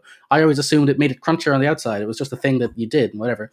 And you go back a few steps and finally gets to the person who originally did it and says, why did you cut the... It said, oh, my pan was too small. It didn't fit the bread that I was making. And people just they just copy things because there's no... If you don't understand the reasoning why you're doing things, it's not valuable just to clone it. Yeah, I've done that myself in code. I remember one time when I was doing a code review with Nandy, and he was looking at my code. He's like, why are these all constant? And I was like, I don't know, because the one I copied, they were all constant. I was like, so I assumed that was for a reason. He's like, I wonder. He was like, yeah, it didn't make any sense. It didn't need to be. It's just like, why? Like, yeah, I just literally just because that's what the person before me had done. Oh, and I thought about it. I was like, didn't make a difference. Zero difference. It was like some little helper method that was getting used for one little thing for something totally irrelevant. But yeah, very much just a copy. That's why I focus so much on the whys of things, and why, like, there was a video on Infallible Code where I speak for almost an hour and a half, or is it 45 minutes? I can't remember. It's a long video where I just talk about int health, just how declaring a variable. Do you use serialized field? Do you not? Do you make it public? Do you make it private? Do you use unvalidate? Do you use getters? Do you use setters? Why would you use a property over a field? There's so much information there in that really small question of int health and why you do it and what value it has. And the code isn't very complicated, but I spent an hour going through that to explain every reason. Let's try it this way. What are the pros? What are the cons? Now let's try it this way. What are the pros? What are the cons? So we need that, but we don't need this, but we should use this here. And if you're paying attention, it shouldn't, like, people looked at that and there was a comment or two that said, oh yeah, no, this is easy. This could have been explained in 5 minutes. And I'm like, well, then you're missing the point. I'm not explaining what the lines of code does. I'm explaining how I came to the conclusion that these are the ones I want to use for solving this problem.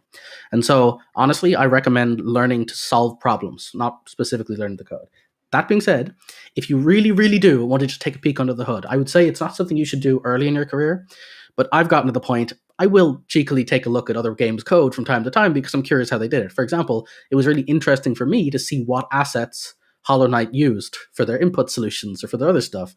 And so if you learn how a decompiler works, you can decompile games and you can view their code. There is value in it. So you don't need to specifically get the source code. You can just use it as an educational tool. You can just open code from existing projects and just see what they're doing. I found it's interesting, but again, I'm not looking at it to learn lessons of how to do things. I'm learning how they approach the problem. What choices did they make, and would I have made those choices? And maybe it's something like some of them are like, oh, that's an interesting way to do achievements. I might try something like that and see if it's a different way than I would do it. So sometimes it's valuable for contrast, but don't use it as a way to learn new things. Use it as a way to compare the way you're currently doing a thing to a way other people are doing it, and learn if there's things you can learn to augment the way you are doing it in a better way. Yeah, I like that idea. Just because you also just get that inspiration and the okay to use things when you start to see that it's in other stuff. Like, oh, they're actually using that. That's how they do it. Like, maybe I should. It is very satisfying. Yeah. When you open a project and you see like a game you like is using its system very similar to what you came up with yourself, you're like, good. I'm not insane. I know what I'm doing. Awesome. I'm not crazy. And there was a question about any open source games. I don't know of any big ones, but I did want to mention that there's that Unity one that they've been working on. So they've had that one that they've been doing publicly streaming. Good, actually. I think it's coming along, yeah. Yeah, it seems like it's a big open source one, and you can contribute to it. And yeah, I would check that out if you're looking for something open source and Unity specific. And it's, from what I understand, really active on the development. I haven't been following with it closely, but maybe that's something I should follow up on and just check that out. Go bug them. Be interesting to see. And you don't know of any other open source ones, do you? I don't know. I mean, honestly, there's loads on GitHub. Like, they'll be hard to find if you're looking arbitrary. If you're looking for a specific game, you'll have a hard time. But if you go to GitHub and type in game, I'm guarantee you'll find a whole load of people who've put a bunch of itch games up there that you can find. And then, so what I like to do is I like to search GitHub for code. Then I would find the names of games that are out there, and then I might go to itch and Google it and see if I can find the game. If I do, I could play it, see if I like the game, and then I could take the source code and see if it's something valuable in it. I think they're looking for an opportunity to contribute to, though. Which, in that case, I would definitely hit up the Unity guys, because I know they're, or at least they were, taking contributions from the community. At least that was my understanding, that they were taking contributions from the community too. But yeah, I think some of those Git projects too, you just got to find ones that have multiple contributors and are active if you actually want to dive in and share stuff. There was a question about predicting the future, which I am terrible at. So, my prediction for this question, which was like, if we take the old school GTA, like the top down, I don't know if you remember like the old original top down GTA, trust like me, 2D flat pixel graphics. I had that myself. Oh yeah, I played that was the first one, right? I remember going and steal the red. The Elvis bars. Cheats, I remember that. You could change all the characters into Elvis. That was great. A bunch of other stuff. They say you fast forward to like the current version and stuff's nuts. What do you envision for like 2035? So like another 14, 15 years from now. What do you think the games like GTA are going to be like? My only expectation is that they're going to be like tying in to read my mind, and I'll just be able to play like I'm in a freaking VR simulation. I don't know, though. I'm going to be wrong, though, because I've been wrong about every single prediction I've ever made about games in the future. So I'm curious, where are we really going to be, Jason? Well, I'm not that great at this either, but I can make a few guesses. I would say, for one, I actually think we will probably still just be playing on our screens. I genuinely do. And this is a hard-fought realization, because I spent literally 8 or 10 years working in VR and AR. So of course I had a desire to go down that road. But I've kind of come to the realization that even the Wii is one of the most sold consoles in the world ever. And it's really cool. It has a lot of valuable games. But there's like tons of people who quote unquote hack the Wii playing by sitting on their couch and waggling the controller and not doing the weird backflip motions they wanted you to do to play the certain games. And the same goes for VR. There's an entire sea of people who want to get into VR or various other things. And we talked about it earlier. It's actually the same as project management. If you're trying to do a project and there's like a friction between you and doing it, you have to go and like turn on the computer and warm up the thing and do the stuff. You'll find yourself getting demotivated in the time it takes for that to happen. That's why one of the common life hacks for people who want to do to get into an exercise habit is to put your shoes by the door. Stuff like that gets you less and less friction. And so likewise, gaming is meant to be a pastime for most people. There are some people who want the full strap-in experience and go crazy or go to some event. But for the average gamer, you're normally winding down. And the idea of having to like connect to your brain or do a bunch of various stuff, to me sounds exhausting or not easy, right? I want something that's very low maintenance on my brain for like winding down for gaming. So I think in general, games are still just going to be relatively easing experiences where you chill back on a couch with a controller, because that's a comfortable way to engage with content. That, or again, maybe shooters and stuff might be different. But so I still think that's going to be the predominant way to play games. And then as for the styles, how the games are going to play out, this is more of a depressing dystopian guess, but technology is improving at a faster rate than people are as designers. So what I mean by that is we've now got AI that can write stories. We've got AI that can take images and apply textures dynamically to look like certain places in the world. So in the next, I'd say even 5-10 years, games are going to look scarily realistic. Like they're going to become to the point they're photographic, but they're going to be considerably more and more procedurally generated. We're going to end up with games which are almost real life scale with realistic graphics, and they're all going to suck. They're going to be this soulless giant sea of AI driven content where there's no narrative designer who actually tried to make you enjoy the experience you're in. So I honestly think the future is going to be the renaissance of that. The AAA studio is going to keep doing that until it gets to the point that people get fatigued and they don't want to play them anymore. And then there's going to be a resurgence of Newgrounds style crappy Flash indie games. And then that's going to come back. People are going to have super nostalgia for it. And then the next wave of successful games are going to be really small indie stuff again, I think. But could be completely wrong. That's just where I think it's going to go. Yeah, I've been wrong about every prediction I've ever made. So I just stopped predicting stuff.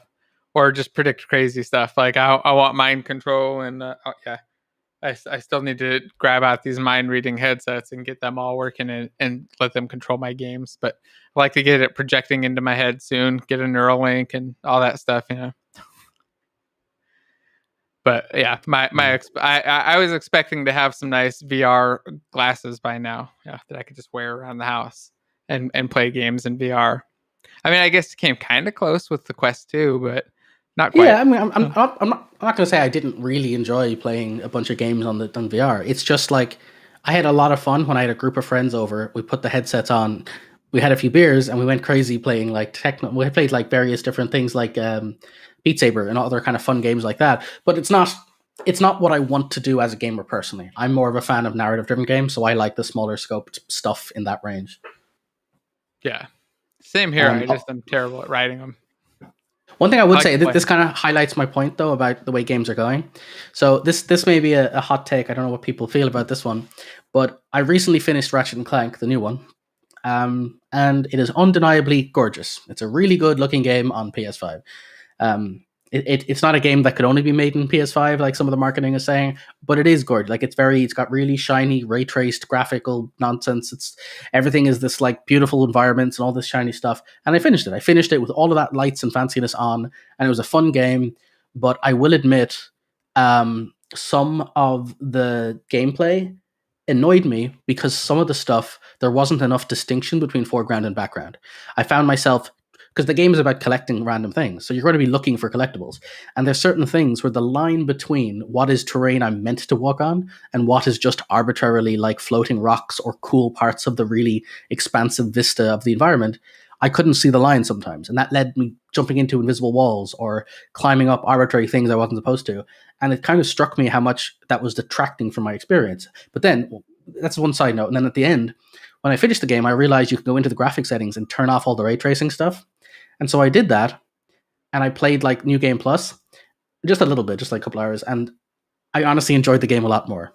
It objectively wasn't as pretty, genuinely wasn't as technically impressive, but it felt right. It felt like the wacky animation style and the squash and stretch stuff. I enjoyed that because the cartoony style now matched the narrative they were telling. Like it worked better rather than this grungy, real world, shiny stuff mixed with the goofy characters and storytelling. So what worries me is that that kind of proves an example to me, at least, of just because we can doesn't mean we should. And technologically, games are getting to the point where if you follow the YouTube channel 2 Minute Papers, there's so many really cool things we can do now. Like technologically, we can have fire propagation that's like real life. There's literally where like the density of the air particles can affect how heavy the fire travels and stuff. We can have you can take a video game and then take a bunch of recordings of locations in the real world, generate generate an AI from that you could use as a filter to put your game through and act like a post-processing layer, and it will literally apply real-world textures like post-processing on top of video games. Crazy. Like, you can get to really, really cool stuff. But, like, does everything have to be some grungy AAA stuff? You know? Like, you think back to the old games. Which holds up better? The games that were trying to be grungy and edgy in the past but now look dated, or the games that were trying to be cartoony and fun that are still cartoony and fun, right? And this isn't for every game, but it just means that just because there's a technical limitation doesn't mean we have to. The focus should be on making better games, not making better visuals and better shiny AI. And can we make the computer do more of the work? That's how you get to the like generate button that generates new games that is depressing and soulless. Like I want somebody to make a game because they wanted to make a game. They had a story they wanted to tell me, and I got to play it and find out what they're trying to tell me. So games like Beginner's Guide or Stanley Parable or Thomas Was Alone or any number of games like this will always mean more to me because somebody sat down and like had a fun idea and then they told it to me, as opposed to, you know, Assassin's Creed The Nth, where it's another big city with another realistic tower I can climb. The animations are shinier, the places are bigger, but it's the same thing, and I can't engage with that, you know? Yeah. There's just one new piece of tech introduced, right? I think that with launch titles, though, especially like PS5 launch titles, you were bound to get features that didn't necessarily need to be there that were just supported by the hardware because it was, you know, an excuse to use to use the hardware, right? Like make it something cool out of it and do something with it. So maybe I guess I've seen that a lot with just whenever new stuff comes out, everybody kind of rushes to try to use it, and then most of the time it's just kind of a waste in the implementation. I see it in games I've worked on too, where you know there will be one weird kind of interesting little feature or new bit of technology, and suddenly like the whole focus is that new bit of technology instead of actually building the game, instead of like focusing on the game. It's like, let's work on this bit of technology. Instead, like I think many times at different places where we've done things like that, where it'll pop up and it'll either switch the focus or distract some subset of the team, you know, or you know, like especially on unreleased projects, like we had a lot of them where people would change tech a lot, right? Like new ideas would pop up. And I remember when Minecraft came out, suddenly EQ3 needed to be Minecrafty, right? Like it needed to be like you could build the world and stuff. And then Landmark appeared like as a thing for EQ, or this was for EverQuest 3. It was going to be like, I think it turned into EverQuest Next and then became EverQuest Landmark, which was just like the world building part that ended up coming from Minecraft instead of any of the EverQuest 3 game. So it was a weird thing, but I mean, I've seen it happen a lot where just a new type of tech, in that case, it was voxel stuff, right? Voxels, like everything had to be voxels because voxels were the new big thing. So the game had to be a voxel based game, and it got like, I think it got restarted or something, you know, or at least giant direction change. So it's, it happens a lot. It's really frustrating too. Cause like, one of the biggest mistakes I think game designers make is when you like, if you really read into game design as like an actual field of study, one of the most interesting things you come across is game loops and systemic design, and you start to think about what is a game but minute-to-minute experience, and then you're dialing that in. So think of it like a curve, like you're imagining a person moving along in a straight line, and you're there with sliders. And you're saying, this is exciting. Now it's going to be a bit sad for a bit. Now it's going to be a bit more fun. Now it's going to be hectic for a while. Then I'm going to do this. And you're kind of messing with sliders in real time, messing with their experience. Otherwise, everything is just a linear and this is all storytelling to a degree. And so kind of ask yourself what that is. You're crafting an adventure or an experience for a person. And so if you think about it, every system you make is another slider you've given yourself. It's another tool that you can dial up or dial down to affect the experience. And the problem that tends to happen is sometimes some sliders are wrong. Like if you ever did audio engineering, having more sliders doesn't mean good things. You might be able to mess up the audio by applying too much of one thing, too much reverb or too much bass or whatever. And that tends to be what happens, is that the goal should be making an experience that is satisfying. It should be a flow of, there's this, it's clear, then this happens, then you do this, then this happens, and you can kind of structure an experience where you are crafting the emotional journey you want someone to have. And what tends to happen is, if you are shoehorning in components and features and you're adding last minute mechanics, they were not part of the decisions of crafting that story. So if someone is a game designer designing this, okay, so now it's going to be tense, and they'll have this, and then I don't want to be too overpowered here, so they'll have this, and then you throw in something new, all the balancing goes out the window. You don't have to redecide, where do I put this and how will it apply? And what ends up happening is, sometimes adding mechanics will actually make a game far worse, because the new features muddy this core message. And so personally, I don't like the really, really big JRPG games. I like some of the JRPG games, but once you get really big and there's like 50 different menus and submenus and dials, and you have to do, or games where you have to like micromanage various different multiple parts, you kind of lose the core of the individual thing that you're doing. And that tends to kind of kill me, because I see sometimes as a good soul of a game. And then what happens is they bring in like crafting mechanics or last minute requirements for you to repair your gear, because that's what, the latest Breath of the Wild did or something. And nobody ever stopped and said, will this help my game? Is this actually going to make my experience better or more fun or challenging or whatever? Or is it just another mechanic? And new mechanic doesn't mean good. Adding mechanic doesn't inherently mean value. If anything, it can genuinely detract from your experience. So yeah, I don't know. I think that whole adding stuff to your project is a potential detriment. And I really think it's much more important as a game designer, learn the tools to learn how to make games, but the actual hard part, it isn't the tools. Like, the hard part for me wasn't learning programming. It wasn't learning where the rendering stuff was, or how to do camera culling, or even 3D modeling, or even learning how ProBuilder works. All of that stuff, you can learn it. It's just enough time and enough resources. The hard part is learning why. Why is this room this tall? Why do I make it this corridor this long? How far between collectibles should things go? Or should I give them the weapon now or later? Or if there's 3 doors and 2 of them actually don't go anywhere because the level's not big enough, how do I stop them going to those doors and hint that this is the right door to go in? How do I make a space bigger feeling than it really is from the resources I have?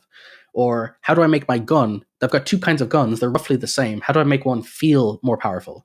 Or how do I? It's not about numbers and balance. It's about experience for the player. Like, or if you have enemies or characters in the game, how do I make the player want to save this one or wants to kill that one? How do I do that in a way that's not, kind of awkward? Or how do I get players to engage with the experience I want them to have? So game design is considerably harder. Yeah, and I think mechanics are often left as like an add-on, and people think they're just giving themselves more tools to play with. It must be a good thing, but I really don't think so. I think you need to. If you can't dial 2 sliders well, you won't be able to dial 10 sliders well, Yeah. I mean, while you're talking about adding more features, just had me thinking back to that failed project again. So what we're talking about kind of back at the beginning about the project where it worked on it a lot, added a ton of stuff, and it still ended up failing. One of the key mistakes that I think made there design-wise was just feature creep. It was just constantly new features. I mean, it was almost like at least every month, probably every week, we had some new feature idea that was going to suddenly make the game more fun. I mean, and it's not like it was any one person's fault. Like, we all thought that, hey, this was the idea that was going to suddenly like kind of make this thing like the next level of fun and get it really up there. And they just keep adding more and more and more and more and more features that didn't really work well together, didn't tie in together, and it became less and less cohesive, and yeah, it just took longer, became more of a mess, and didn't get any more fun. Don't add a bunch of features just for fun. The features don't equal fun, I guess. Like, it's an important thing to remember. There was a question here that I've had sitting up here for a while. I wanted to just click on about, does anyone have any experience with Mapbox for Unity? I only was thinking about this because I remember I did a video about this a long time ago on using Mapbox for Unity, and it was actually relatively simple to use. It's a mapping API, kind of like Google Maps, but they had a Unity plugin, so you could just you could essentially take their prefab, give it a location, and have it generate and give you a map in the engine live runtime. And you could get different types of maps. Like, you could get geographical ones that showed the topography and like whatever the environment was like, or city maps and street maps and stuff. So it was a pretty cool one. If anybody's looking at doing map stuff, definitely it was worth checking out. It was pretty cool. I would recommend it. And you could even like download the maps and save them off and stuff. It was neat. Yeah, I've been on a project that used it once. I haven't actually played with it myself, but I've worked on projects that were using Mapbox, and it did seem pretty straightforward. Yeah, it wasn't too bad. I mean, I don't remember it being the best thing, but out of all the Unity mapping plugins, it was the easiest and best solution to use, from what I recall. Yeah, I mean, it was the one that I picked to use, so I'm pretty sure it was. All right. This question was just about the episodes as podcasts. Are we going to upload them as podcasts? I think so. We'll probably do that sometime soon. Get them just kind of cleaned up a little bit and then uploaded into some podcast setups. It's probably a good idea now that we're up to 17 of them. Maybe by the time we hit 20, we'll get all the first 20 episodes all uploaded all at once, right? Get them all just kind of cleaned up. Just want to cut out the intro and outro, whatever extra nonsense. Yeah. That'll be cool though. People can listen on the road.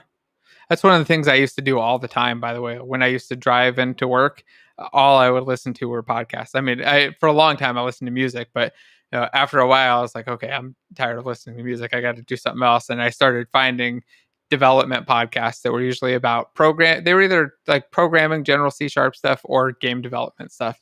And I would just listen to them every day. And I found that like it turned that time that was kind of wasted into something I kind of looked forward to, because there'd be like a new episode of new stuff and I was always going to pick up like a new thing. And a lot of time I'd go into work in the morning with like a new idea that got inspired from the podcast that I was listening to on the way there. And I'd start, spend the first half hour just researching this new technology and see if it was something that we could use in our projects or something that I could use in the future and stuff. So podcasts are definitely worth listening to if you're, wanting to learn development stuff, I think, or just anything really. It's in my case it was audiobooks. Same idea, but for me it was I would listen to a lot of the great courses, lectures, and things like that. Because I mean, whenever I sit at my desk, I already do a lot of stuff in game dev, so I find I like to round out my education with everything from philosophy to psychology to dentistry. It doesn't matter what it is. If there's stuff to learn, there's valuable information in how to apply it. I said this to somebody actually recently enough. I thought it was an interesting example. Is something I've learned is that no matter what you're doing, whether it's project management or game dev or whatever, and it's why I keep returning to the same idea. Like if you want to hire somebody, or if you want to be hired, then the answer is do the opposite of what someone you would want if you were hiring them, and so on. A lot of stuff in life is the same thing. Like it's a really like, how do you get your project done? It doesn't matter whether you're a carpenter or a game dev. Fundamentally, the rules are probably the same. There's just different tips and tricks. What I have learned is perspective matters. And so the example I use is I think it's a Hindu proverb of the blind man and the elephant. And the idea is if you put a circle of blind men around an elephant and ask them what they're looking at, the idea would be one of them would touch the tusk and say, oh, it's a solid, hard thing. Someone would touch the tail, oh, it's like a rope. And each one would have a completely different perspective on exactly the same thing. And so even though things like how do you get your project done? How do you make something compelling to an audience? How do you get good at creating things? Where do your ideas come from? Even though the rules are the same, it's interesting hearing how a writer would approach that differently than a painter. And they do. Like the more stuff you read, they all get the same advice, but they apply it differently. So I find learning broad fields is very good at rounding you out. And there's always value in like there's stuff. I love the example of there's stuff I learned learning magic that made me a better presenter, because there are things about people's attention that will fundamentally the same kind of rules that are very different about what you can or can't get away with in terms of keeping people's attention and how you should phrase things and where to put your pauses in your words, because you're kind of you're bringing them on a story or on an adventure through the words you're saying. And in magic specifically, you're doing it very carefully to hide things you're doing. The narrative you're saying is designed to hide things you're trying to get away with. And so it makes you hyper aware of how everything is perceived by somebody listening. And so that's just good advice when trying to even do job interviews. Knowing how your words are impacting other people is a valuable tool. So yeah, I usually spend my time outside of at my computer trying to learn non-computer gaming stuff to add extra stuff, Yeah, I tend to do a lot of the same, just not with my driving. Like when I was driving, I would just listen to podcasts because everything else I felt like it required me to think too much, and I would have a really hard time. And at least like on the short drives, like audiobooks tended to be something where I needed to concentrate. So if I had like a really long drive, like I've got coming up, then I'll listen to an audiobook because I can kind of like absorb the whole thing. But on the short ones, I just hit the podcasts because they would like, exactly match my commute time, like there and back. Like that's a whole podcast. I'm done. I'd get a lot from it. But I also really like just watching what other people are doing too, things that are kind of outside the tech field, and just seeing how they're solving problems. It's interesting. I do that a lot on YouTube, just randomly. My wife always asks me why the hell I'm watching. I'm like, why are you watching this? You're never going to do this. Like, I don't know. Like, I'm kind of curious how they put that bridge together like that. Like, how did that work? Like, all kinds of just random stuff. So, yeah, I think I don't know. It's fun and interesting to just learn a lot more about all kinds of shit. There was a question about enterprise stuff. I just wanted to pop up for you because I think that you're probably the right guy to answer it. This is, I'm working on AR development for enterprise. I want to stay in corporate and want to expand skills beyond Unity. I assume using Unity to do AR stuff and do some other enterprise stuff. So what non-Unity enterprise technologies would you recommend? I mean, it's been a little while since I've been in it, and I did a lot of C# and web stuff, a lot of JavaScript stuff, but I'm not sure what's good now. I would honestly say the most valuable thing other than C# and Unity I've ever learned is the generic sea of stuff that is web technology. It doesn't really matter which ones you learn, but I've found endless use cases where one will help the other. Learning the basics of how REST and API design works, learning how to write APIs, how to write Lambdas in AWS, how to create websites using how to install Node, how to use Node.js and use Express.js for like hosting your own little mini websites and servers and things. The reason why is you'll often find overlaps in what you're doing to this kind of thing. So I've worked on many projects where people have said, oh, wouldn't it be great if we had like a high scoreboard? Or what if whenever someone does something, we save an image and it sends email to their phone? And yeah, I'm sure you could find Unity assets for a lot of this stuff. But if you know what you're doing, what you're basically saying is capture an image, turn it to a byte array, send it to some endpoint. What endpoint do I use? I'll just Google a bunch of providers, find a CDN, and if you understand the pieces of the technology that's working, you can shop around and find things, because at the end of the day, it's all web APIs and data. It's all pretty straightforward once you understand how it works. So learning to build web apps and websites will have massive over kind of value. Now, here's probably a more important trick for you. If the question is, how do you transfer there, even though in a corporate environment, they don't give you scope for it? I've said this before, but find a way to add value to your company/boss that lets you do what you want to do. Now, it's always a bad idea to try to say, oh, let's do a refactor because it'll add value, ... I don't know why, I can't explain it. It does for me, but it doesn't for you. They'll never like that. But what you can do is ask what would help them. And if you sit back and go, what is a failure or lacking our system has? Can they easily see who's online at the moment? Or in the AR app, can we debug which areas have been covered? Is there a cool website we can go to that shows a map of all of the AR places that we currently have working, or something else? And you could say, wouldn't it be cool if we had that? Could I pitch that to the boss as like, hey, would you like me to make a website that has a map that shows where all the users are doing certain things at the moment, or which hotspots are the most valuable for using our app, or some other analytics dashboard or something? And if they say yes, you now have a excuse to go and learn a whole bunch of cool web-related technologies that will benefit you as a person and also help the job that you're working on. So I would say try to find something in the web space that will help your project, and then use that as an excuse to pivot and learn that stuff. Yeah, I think that's perfect advice. I remember this reminded me of a time when I did almost exactly that on EQ2. I saw this really cool tracking stuff that one of the guys on a totally different team was working on for data visualization and analysis to see like what players were doing, what areas they were going into and stuff. And I was like, oh, this is really neat, because he showed me like you set up the data in JSON, and then like you had this magic visualization tool that would kind of allow you to do a lot of really cool, fancy, flashy looking stuff. And I could probably knock it out in like a day, right? I was like, oh, I could probably do this in like a day, maybe like a week. We can have a really cool thing for this, right? So first thing I did was like, all right, what would the producer be interested in? Sales stuff. So I was like, what if I showed you? So I was like, let me show you this real quick. I was like, check this thing out. I was like, would it be useful if I could show you this and show you the sales data for the week? So you could group it by like item and group it by popular items, unpopular, and see that all and show that in meetings. And it's like, fuck yes, do it now. And I was like, all right, I got a new task. I was like, I get to learn this thing. I get to build it. It's going to be awesome. And it was. I mean, it was really helpful.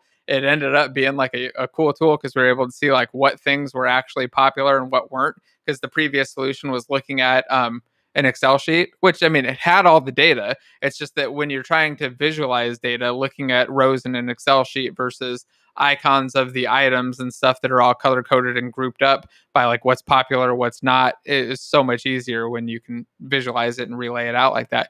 So it made a huge difference. And like within, I think it was like within the first week or two of it, the microtransaction sales had like skyrocketed because they were able to start adjusting things and see like what was working, what wasn't working. You could see like when things sold like by time of day, by server, by area. It was all kinds of stuff. It was really cool. And it was just one of those things. I saw it and I was like, this is neat. I really want to do this. How can I make this a thing that we use? Just got to find the use case or the value that you can add for them. Yeah. There was another question about visual coding. Is the future of game dev visual coding? Will raw code become obsolete? Well, I mean, 12 years ago, I heard it was. I mean, and then I think probably like 20 years ago. So I think that people want it to be the case. Yeah. I think that visual coding is the problem with visual coding is that it's not easier to visualize because you have to have so much more space to visualize the idea. I think that AI driven code, like where the AI is doing it all, probably eventually take over, where you just tell it what you want it to do. Like I'd love to get to the point where we have some Star Trek holodecks and just like kind of go in and tell it to do stuff and it does things. But I think that we're still really far from that. I think that a lot of stuff can become more visual, but overall, just replacing raw code, I don't see it happening anytime soon. Although I've heard people say it for 20 years now that it was just think it's a flawed value proposition. I just don't understand. Like, I used to enjoy I like the mental exercise that is visual coding. Like, I understand why, but the unfortunate truth is, it's like it is a symptom of bad reasoning as opposed to a example of something I think is genuinely valuable. Like, there is the reason why the sort of visual scripting tools mostly exist is the same reason why there are people out there who can make literal computers using redstone in Minecraft, but are deadly afraid to learn Lua because it looks too complicated. Like, it's hilarious how people will take something small because it's easy to digest and will explode it out and learn all of the intricacies of how to make it work because they're afraid of something new because it looks or feels scary. And so visual scripting serves two purposes. It was originally designed as a way for businesses to try to cheap out on hiring developers by hiring one developer who could build tools they could give cheaper, less expensive devs to build systems using the blocks they made. And so that makes sense. It sounds like a nice productivity thing. It's like, well, it can't be bad. All you're saying is, wouldn't it be easier if I could stack things together and whatever? That sounds great. But the problem is, the whole point of software development is to take a business rule or a goal and turn it into a language that basically explains the algorithm or the pseudocode for what it's supposed to do. And then computer makes that happen using magic and bits and other kind of stuff. So when people say, no, but we need something that makes it easier to understand the code.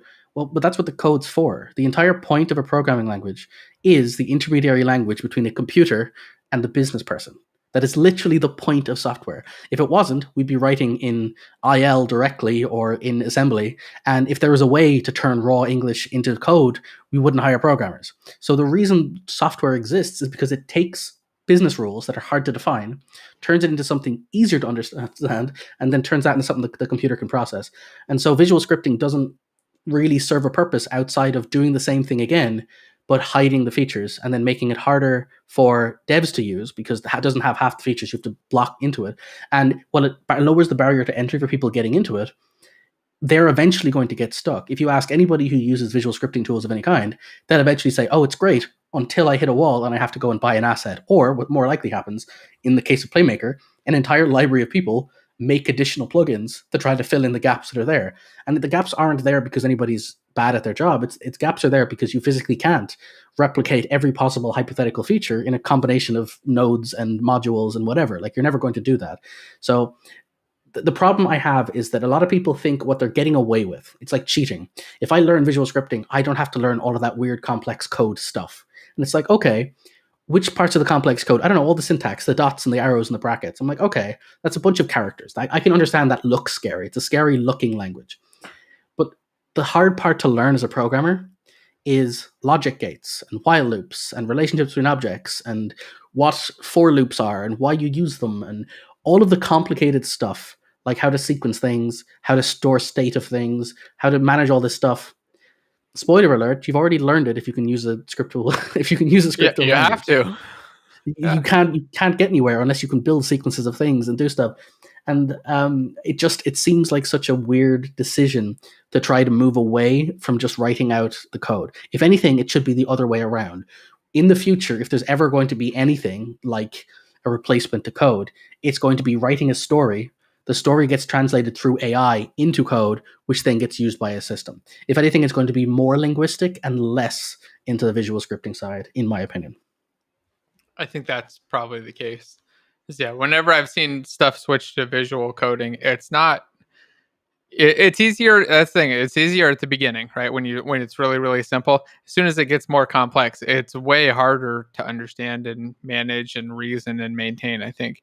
I mean, I know there are people that disagree, but I think that they're probably crazy because like right, I see those giant node trees, and I just like, why? Code would be so much easier. The one that still always kills me is whenever I see people do vector math in Unreal. Now, I've done it myself, and you have to.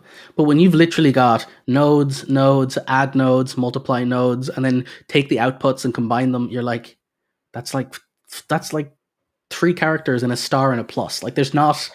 That whole sequence of like this much of chunks of nodes is basically describing what you would write into, you as a kid in school would write 6 + 5 = like you could write it down very simply. And it's not like it's saving you the logic. You're already, you know the logic you want. You're now having to translate it into more complex things, nodes, and then pulling the ins and outs of those nodes to get back the basic behavior of add the thing to the other thing. It isn't easier from that perspective, but I will concede as an educational tool that it does make sense. But that's a different story.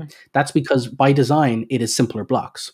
So if I'm trying to teach someone how to make games, if I make a block called shoot and a block called move and a block called jump, of course it'll be easier to learn the basics of how do I sequence my logic such that if button pressed, move forward, jump.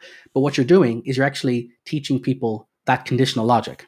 So that's hiding the code so that you can work on the first level, which is how do you reason about problem solving logistically. And then you bring in the code once you've surpassed that level and you understand the logic, but now you're hitting the limitations of what that system can do. So I perfectly endorse using visual scripting as a way to ease the burden. But I find that if you're scared of code and you're living in visual scripting, you're missing the point because you've already done the hardest thing. All you're missing is to just bite the bullet and learn the syntax. It is not that much harder. There's one scenario I can think of where I do like to use visual scripting or visual coding, and that's for enabling designers. And I assume you probably feel somewhat the same way, but I like to sometimes give designers some visual coding blocks when I want to allow them to do some custom scripting inside of the game. If I want them to I want to allow them to like customize the way an NPC fights specifically, or some sort of quest data or some other type of thing that needs to be a multi-node like scripted event type thing, then a visual scripting system can come in pretty handy because, like you said, it's really limited. You just give them the couple blocks. If they only have 5 or 10 blocks total, it's really hard for them to get lost, and it's a lot easier for them to digest and just kind of make things, where if I give them code, they just won't do it. So I found that that's true, yeah. One good use, right? But I would put I that don't under the expect them to umbrella. learn how to code either, though. They're game No, no. designers, right? No. But I would say that's a glorified version of tool development at that stage, right? There's Yes. a difference No, between it trying to, definitely is. like, rather than write your game in visual scripting, if you are a developer using it, I find, like, put it another way, I know a guy who's really good at shader development, and he's really, really good at all the math complex stuff. He can do all the code he wants to, but he still uses Pro Builder as a state machine, as like the top level of his game, because it's really, really nice and easy to see the states of where things connect. So I'm not saying you have to say, don't ever use visual scripting. There are points where it's valuable, but if you're doing things that are better written in code in it just to conform to the rules of the visual scripting tool, you're getting into weird territory. So I'm a big fan of building editor tooling, but personally I just like to build bespoke editor tooling. If you give a designer like a visual scripting tool, they have to again learn all of that conditional Boolean logic stuff. But if they're working on the tree system and you can do some code where in the background gives them more buttons on the tree menu that gets them to do tree related stuff, then I find that as my personal preference. I like to build more and more powerful tools that are specific to the problems they're solving. It's more work for me. I mean, ideally it would be easier if I just let them learn some visual scripting tool. But honestly, like, my job is to think through those problems. It's to learn how to write those problems effectively and efficiently. And honestly, a designer's not going to do it as well. It's not their fault, but they will do far better art than you, and you'll write far better code than them. And so that's just the way it works. And so I'd rather not have them half-heartedly try to take the idea in their brain and turn it into partial code than to just sit down with them, ask them what code they want to write, and then make that my problem and turn it into buttons for them that translate one to the other. But again, deadlines and time, and there's reasons sometimes that doesn't make sense. But in an ideal world, I would rather make my job be to make their job easier, and that could be done through tools, but I'll still write it using code. Yeah, that's the important part. It's just whatever it is that makes it the easiest for the designers to actually get the job done. To kind of simplify that and make it, again, flexible enough that they're not having to pop a hat on as a train on as a hat. Yeah. Ideally, if you can. There was a question about the Tim Sweeney Apple stuff on your reaction to that. I was kind of curious. Like, I don't really have much of a reaction to it. I was kind of not too surprised that they're having this big battle. I mean, it's like billions of dollars and giant companies fighting over who's going to get to keep the billions of dollars. So I don't know. I'm not too surprised. It'll be really interesting to see what actually ends up happening with it, because I think, was it Apple that said it first? So I think Apple set the standard at 30% first, right, before everybody else, and then everybody just kind of hopped in and followed them, and now there's actually a fight over it. So we'll see how it goes and what happens in court. It's $2 billion companies battling with their lawyers. Yeah, well, that's it, right? Like, I find the numbers are intractable and huge and scary, but at the end of the day, it's scale. It's big companies having a slap fight the same way you and your friends might over who's paying for dinner or something. And so, to me, it's boring, because yes, it may have big ramifications and whatever, but when the dust settles, we'll evaluate what matters. But as it is, it's big companies like shaking their lawyers at each other. I'll wait and see what happens when it finishes. Yeah, whoever wins is going to come out with a lot of money. whichever side wins that is going to be happy. But we'll see how it impacts everybody else afterwards, depending on the results. I really don't know what to expect. And again, I'm terrible at predicting what's going to actually happen. If somebody wanted to know what you were learning magic for, Jason. Yeah, I'm kind of curious. Actually, I learned magic to learn magic, and partially for confidence. So when I was a kid, I was a bit shy, and so I liked magic because it was interesting. I found I just enjoyed watching people do tricks, and there was something very empowering about learning how to do these cool things. And so as a kid, I actually spent a large portion of my time, so about 8 years, learning magic as a kid. I still have, like, I don't think I even have them all over here, do I? I have a huge sea of magic-related things. I won't bother pulling them out, but I've got various cards and various different stuff, and I've learned hundreds of tricks over the years and done various things. I actually used to do corporate magic briefly. There was a year of my life where I was being paid as a performer to actually go and do magic at parties and things. So there you go. What? You were a magician, huh? Very briefly, just a small window as a kid. Yeah, that's awesome. Yeah, we'll have to do like a magic show sometime. go Yeah, through. maybe I someday. remember it's interesting. A lot of programmers I know seem to like getting into Magic and actually doing. I've known quite a few guys who were game devs and programmers, and they also got into Magic. I remember Kevin McPherson. He was a great programmer, and he was always doing cool Magic shit. He would go to conventions and stuff all the time.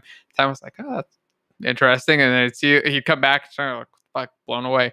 So I think it's a pretty common thing, and it's fun. I mean, I've always struggled with it because I got tiny hands. So like how do I hide anything? But it's I think it's an interesting thing to do. I used to love cardistry, especially. I knew all the various coin stuff too. I used to do all of the various there's like I think I had about 15 or 20 different coin tricks because they're very quick to learn. But all the card stuff was here. My favorite trick ever was one called Around the World. That was just a really nice one for doing party stuff. But yeah, I haven't done Magic in a long time, but I still have like a whole deck of bicycle playing cards back there and a whole like collection of stuff. But I think it's just valuable to learn just as like I said, it's got a lot of really good stuff in it for attention and how people engage with things. You learn how to sort of steer people. For example, here's a really good, very small trick that I learned from Magic stuff.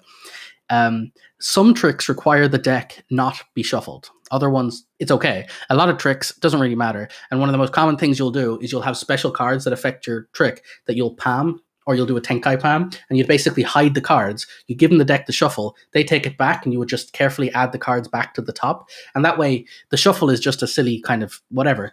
But what's more often is the deck must start in a certain condition so that you have all the stuff the way you need to.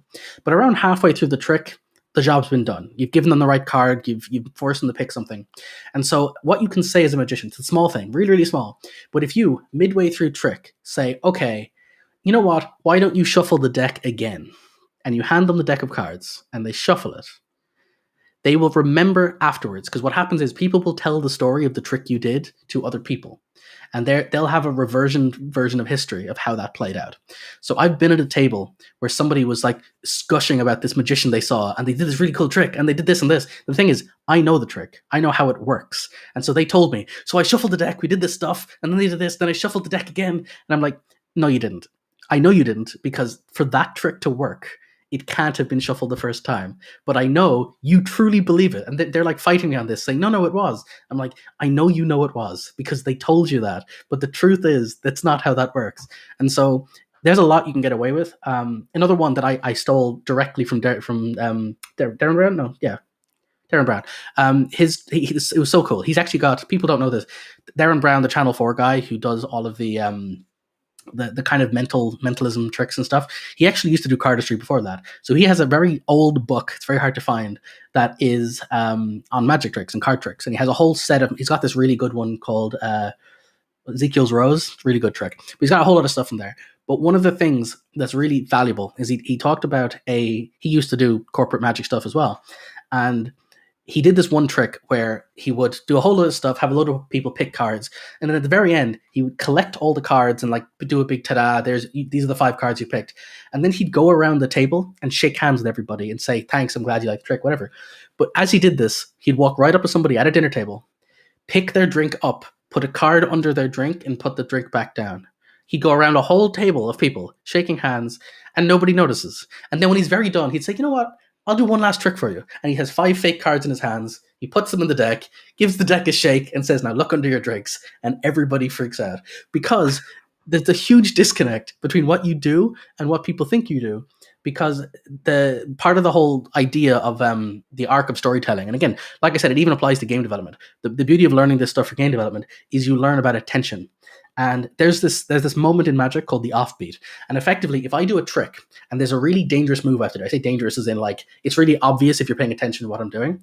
What you do is you do a fake reveal. So halfway through the trick, I'd say, and this is your card. And they would go, oh yeah, and they think the trick's over. And so what you do, the minute you do that, you relax your body language, and they all relax too. And they're like, oh, the trick's over. I can stop paying close attention and scrupulously checking out what they're doing. And in that moment, I can do whatever trick it is. And I'd say, actually, and let's do a second part to that. And that actually is not an actually. That's me saying, okay, I use that first trick to draw your attention, make you think it's relaxed, make you all stop paying attention for a brief second, let me do the thing I really need to do, then I can get your attention back, and then we can do the real part of the trick. So, yeah, either way, my point is magic is one of the many things which is fascinatingly, may seem unrelated, but can teach you a hell of a lot about level design and game design and how to tell stories and how to be a presenter.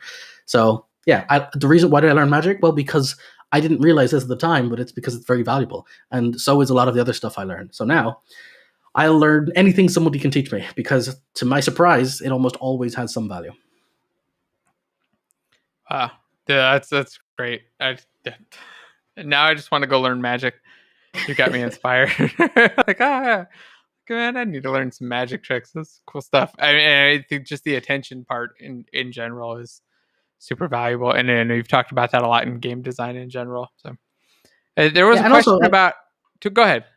It's just a small thing of that too. Another way where it came in surprise benefit, which you don't even think about, is you will often find yourself in life either babysitting someone's kids, or you'll be sort of stuck in a situation where you have to help out.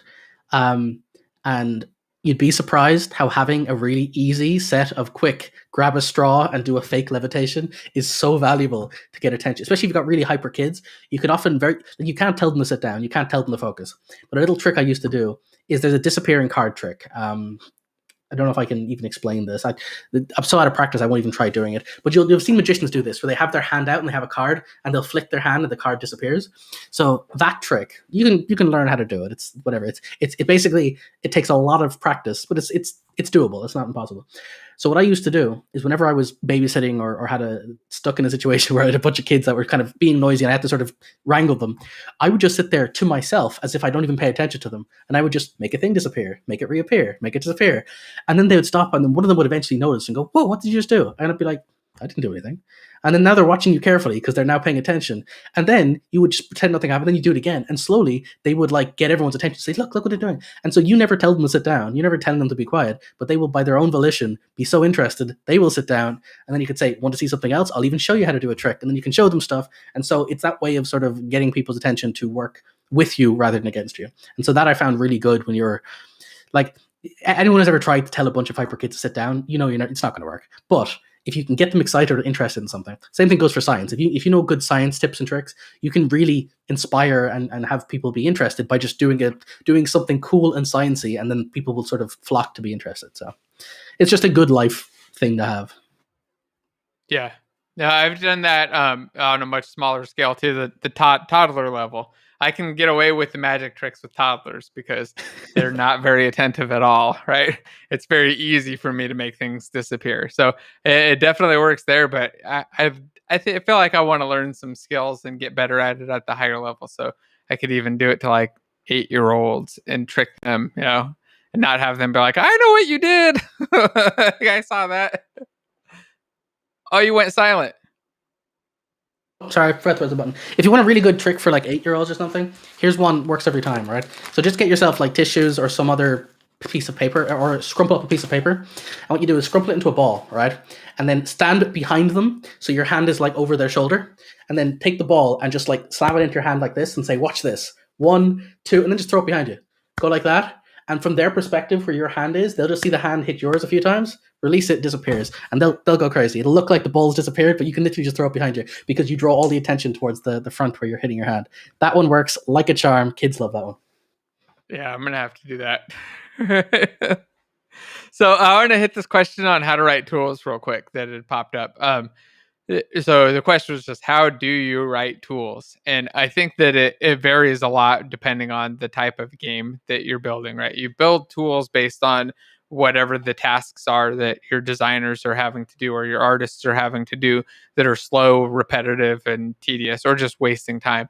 So the goal of building tools is to make it so that everybody else on your team can work faster. And sometimes it's also for the programming team or the engineering team to work faster too. It's not always for designers, but thinking just primarily in design tools, what I usually do and what I would recommend is you want to look at what the problems are that they're running into, the things that they are doing, watch their actual workflows, look for the slow parts, and then create either there are a couple different options here. Either just writing custom editors in Unity. A lot of the time, I'll just make like a custom window or custom inspectors for certain game objects. If I find that they're doing some manual process to a bunch of game objects where they click on it and then they go make a bunch of little changes. If there's a button I can just put in there to make that simple, that could be like the simplest version of a tool. But a lot of the time I'll need to create like a full-on window that allows them to create, edit, and manage different types of objects or different data.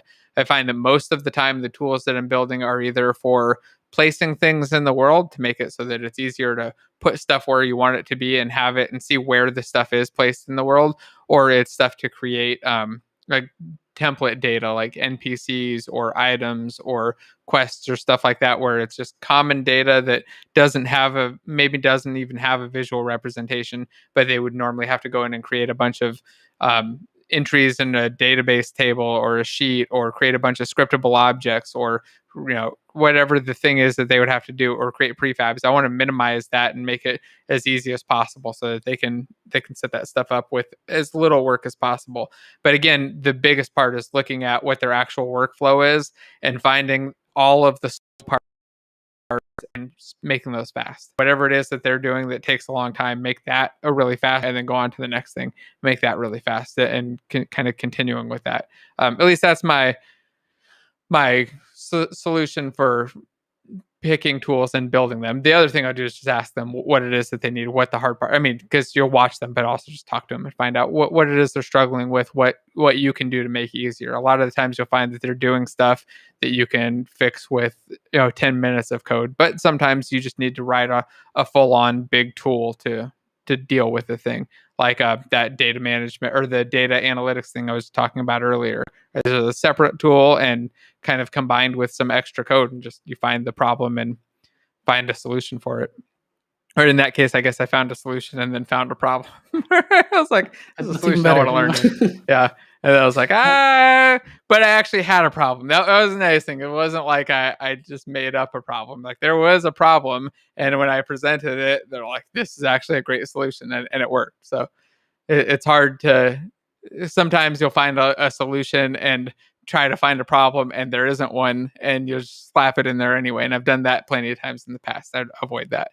But what do you think about just tools in general? Like how do you approach tool development on a project? Like you're on a new project or an existing project that's got a team of people. Like what do you do? Do you have any process? Or for me, the first thing just to kind of highlight what we're even talking about is I find that there's a common, again, once you look at a lot of fields, I'm not just talking about game development, everyone who's in any profession, whether it's music or all the way up to whatever, or if you're doing literally anything, if there's any hobby or interest or profession you're working on, you've probably realized it's not as formal as you think. There's a couple of really formal things out there, but even science, people who don't do science think science is some really cool static rule book that people are slowly writing correct answers into. There's a lot of wish and hope and, trying and stuff going wrong in science too. It's not infallible. And so you find that everything is just figuring stuff out. And the reason I mention this is I had the same belief that a lot of people probably do, which is that when you have something like tool development in games, that it feels like a solid foundational job. Like I can be a tool developer, aka I will learn this thing and I can make tools as a tool developer. It's like, well, tool development doesn't mean you know how to use X tool or you know how to do Y thing. It's you know how to solve problems and you have tools at your disposal to make tools to make other people's lives easier. So when it comes to what tool development is, to me at least, I look at it and go, it is anything which will save someone's time and effort in what they're doing. And so if the question is, how do you write tools? Well, sometimes writing tools just means writing a script which will read a Google Sheets document and turn it into data somewhere. Like it doesn't have to be a big complex in Unity tool. Granted, because I know how to make big complex in Unity tools, I tend to do it that way because it's cool and I can add a lot of features, but you don't have to. Learning how to write batch scripts that automate the process of copying the files from one folder to another. You could have a designer. You could talk to a designer, and I guarantee somebody out there is doing something like, and when I'm done, I save out these 15 images, I rename all 15 files, I zip them up, and I drag them over to this folder, and I do this. And it's like, could I just learn how to write batch scripting in C# and write a single 4-line thing that will take a folder, copy it, move it to this location? Like, that's a tool. You've done it. Tool development. Make a button that someone clicks that like saves them whatever renaming process they were going to do already. So it's less about the specifics of learning this in Unity or that in something else. It's more about, can you identify problems and can you come up with ways to find good solutions? And if you can't, Google ways that might solve the problem and then get better at optimizing those kinds of things. So in my case, I like to just be very nosy. I like to just ask people what their job is. That's multiple purposes. Like I've said, I like learning lots of stuff. So I find in the process of being nosy, asking people what their job is and how they work and what their workflow is, you'll often find ways to optimize it as a programmer that they don't have the luxury of. You could say, oh, have you tried doing this and this? And they're like, no. I said, well, I could make a thing that does that. It just doesn't, it's only a few lines. It wouldn't be difficult. And we're not even talking about Unity. I did a thing once where I used one client had a thing where it was a project where they had a bunch of people come into it in VR, and then they were from a company, and it was like trialing out some new thing. And so they had to write down the email address and the name of all of the people that came in and what company they were part of. And so I just made a little WinForms application where as each person came in, they would type all of this stuff up and click save, and it would just build a JSON file in the background and list all of the stuff. That's not a very sexy tool. It's just a WinForm app with a bunch of buttons. But for them, they had a way to gather and aggregate the data of a bunch of people who were visiting one by one without scribbling notes and hoping people's handwriting made sense. So that was very helpful for them. And then as a nice fun roundabout, we realized we could take the names and the companies you've typed in. I could send that to Unity by reading a file or opening a UDP port or something. And then when they log in, they just like walked in, hi, I'm David from, System, the company or whatever. You could have, hey, David, show up when they log into the app, and it made people feel particularly special. And all it was they typed in the name, clicked OK, and the Unity app listened for a file change in a folder watcher and just altered the update label. So there's lots of really good synergy with this stuff too. So yeah, I guess my solution is I just try to find out what people's problems are, just like you were saying, and I try to come up with preferably something easy for me to do to fix it. I don't want to make a giant, huge Unity tool every time. If I can solve it with a button, I will.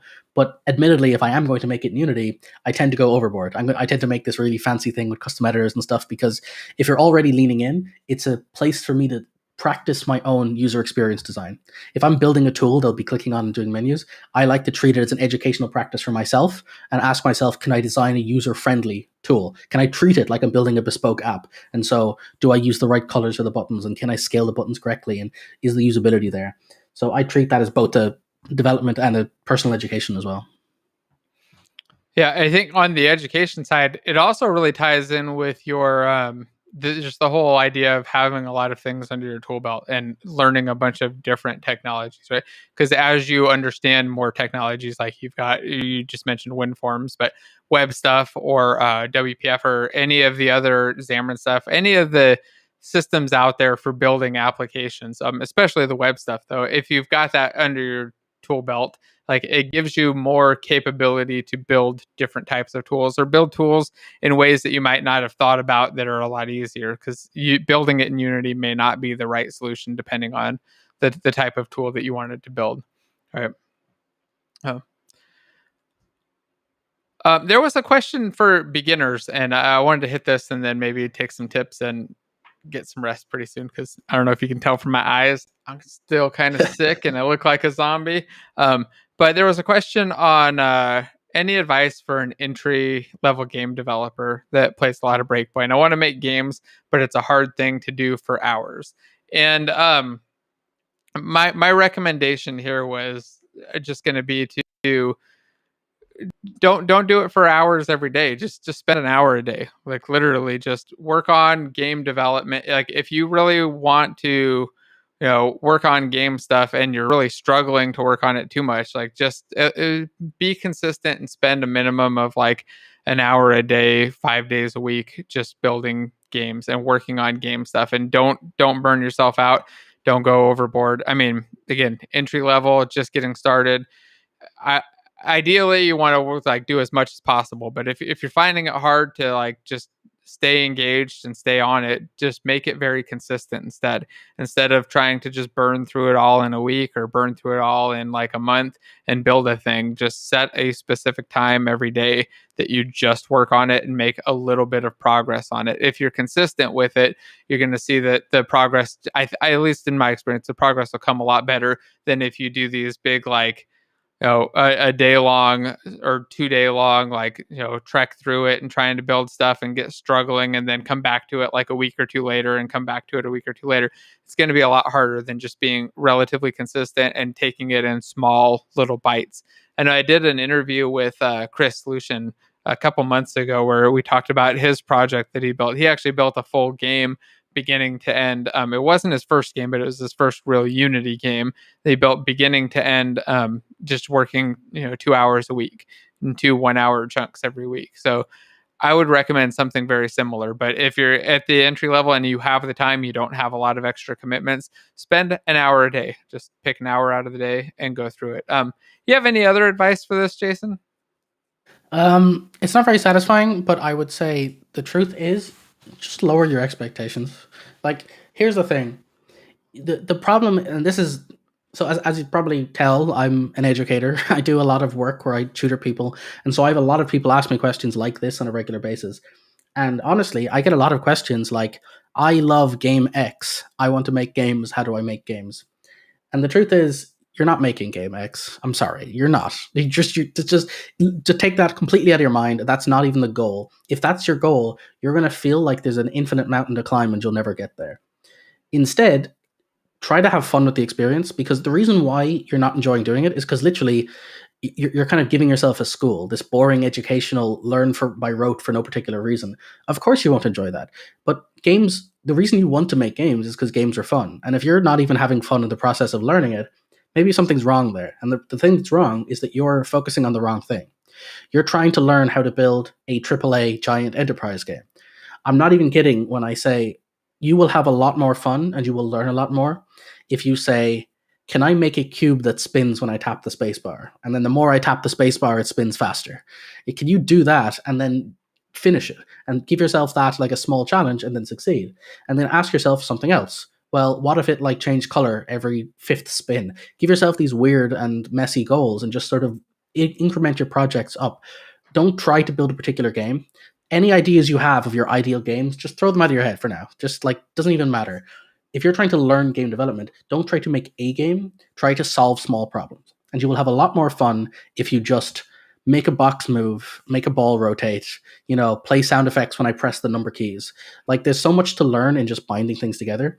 And here's the real surprise. And you can ask a million people who do game jams this, and they'll tell you the same thing, is oftentimes you will find fun in things you don't expect, or during a game jam, stuff will just happen that'll be kind of cool.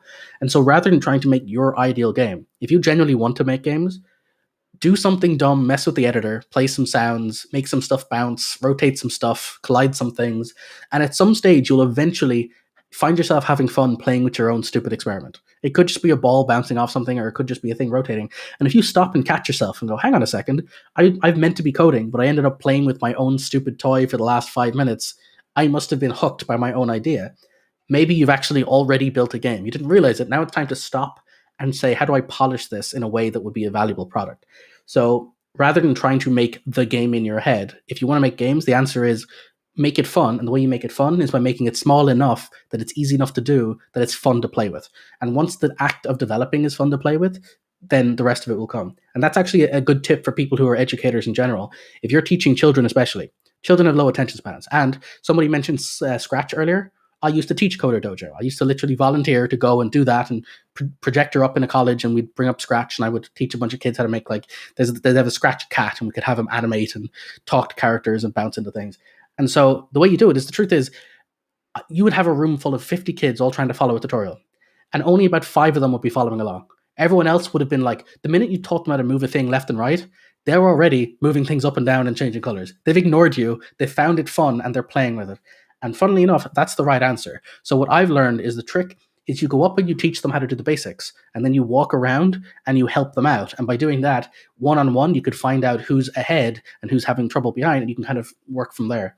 And so the same thing applies for yourself, is you will learn things you enjoy easier in everything in life. So the trick is, can you find a way to enjoy the thing you're learning? Like, literally, if you're not enjoying learning game dev, find a way to make it small enough that you will succeed, and so you'll enjoy it, and then steamroll that. I think that's great advice.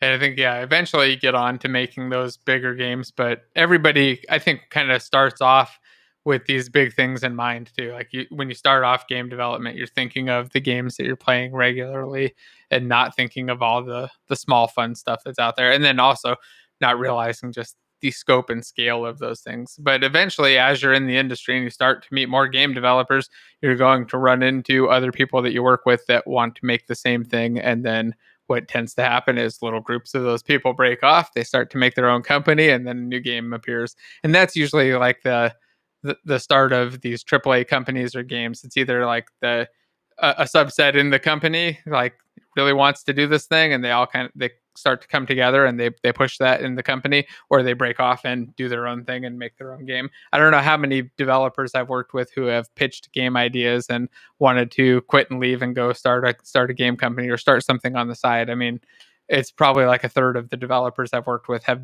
either done that, or either they were pushing it themselves, or they went and joined a team doing it or something, including myself. Not excluded from that. So yeah, half the people who email me are brand new, under 17-ish, trying to start game development for the first time, and the other half are 30-somethings who are like, I've been working in a bank or whatever for the last 15 years, 20 years, 10 years, whatever. I want to change and make games, and so how do I get started? They're like the two extremes I hear a lot of.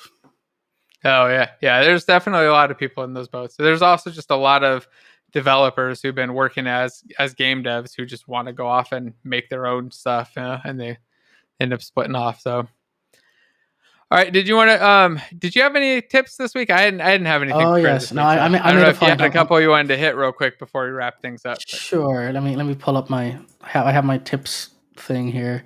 By the way, while Jason's giving tips, everybody should go toss some tip money in his coffee tip jar, which is linked down below.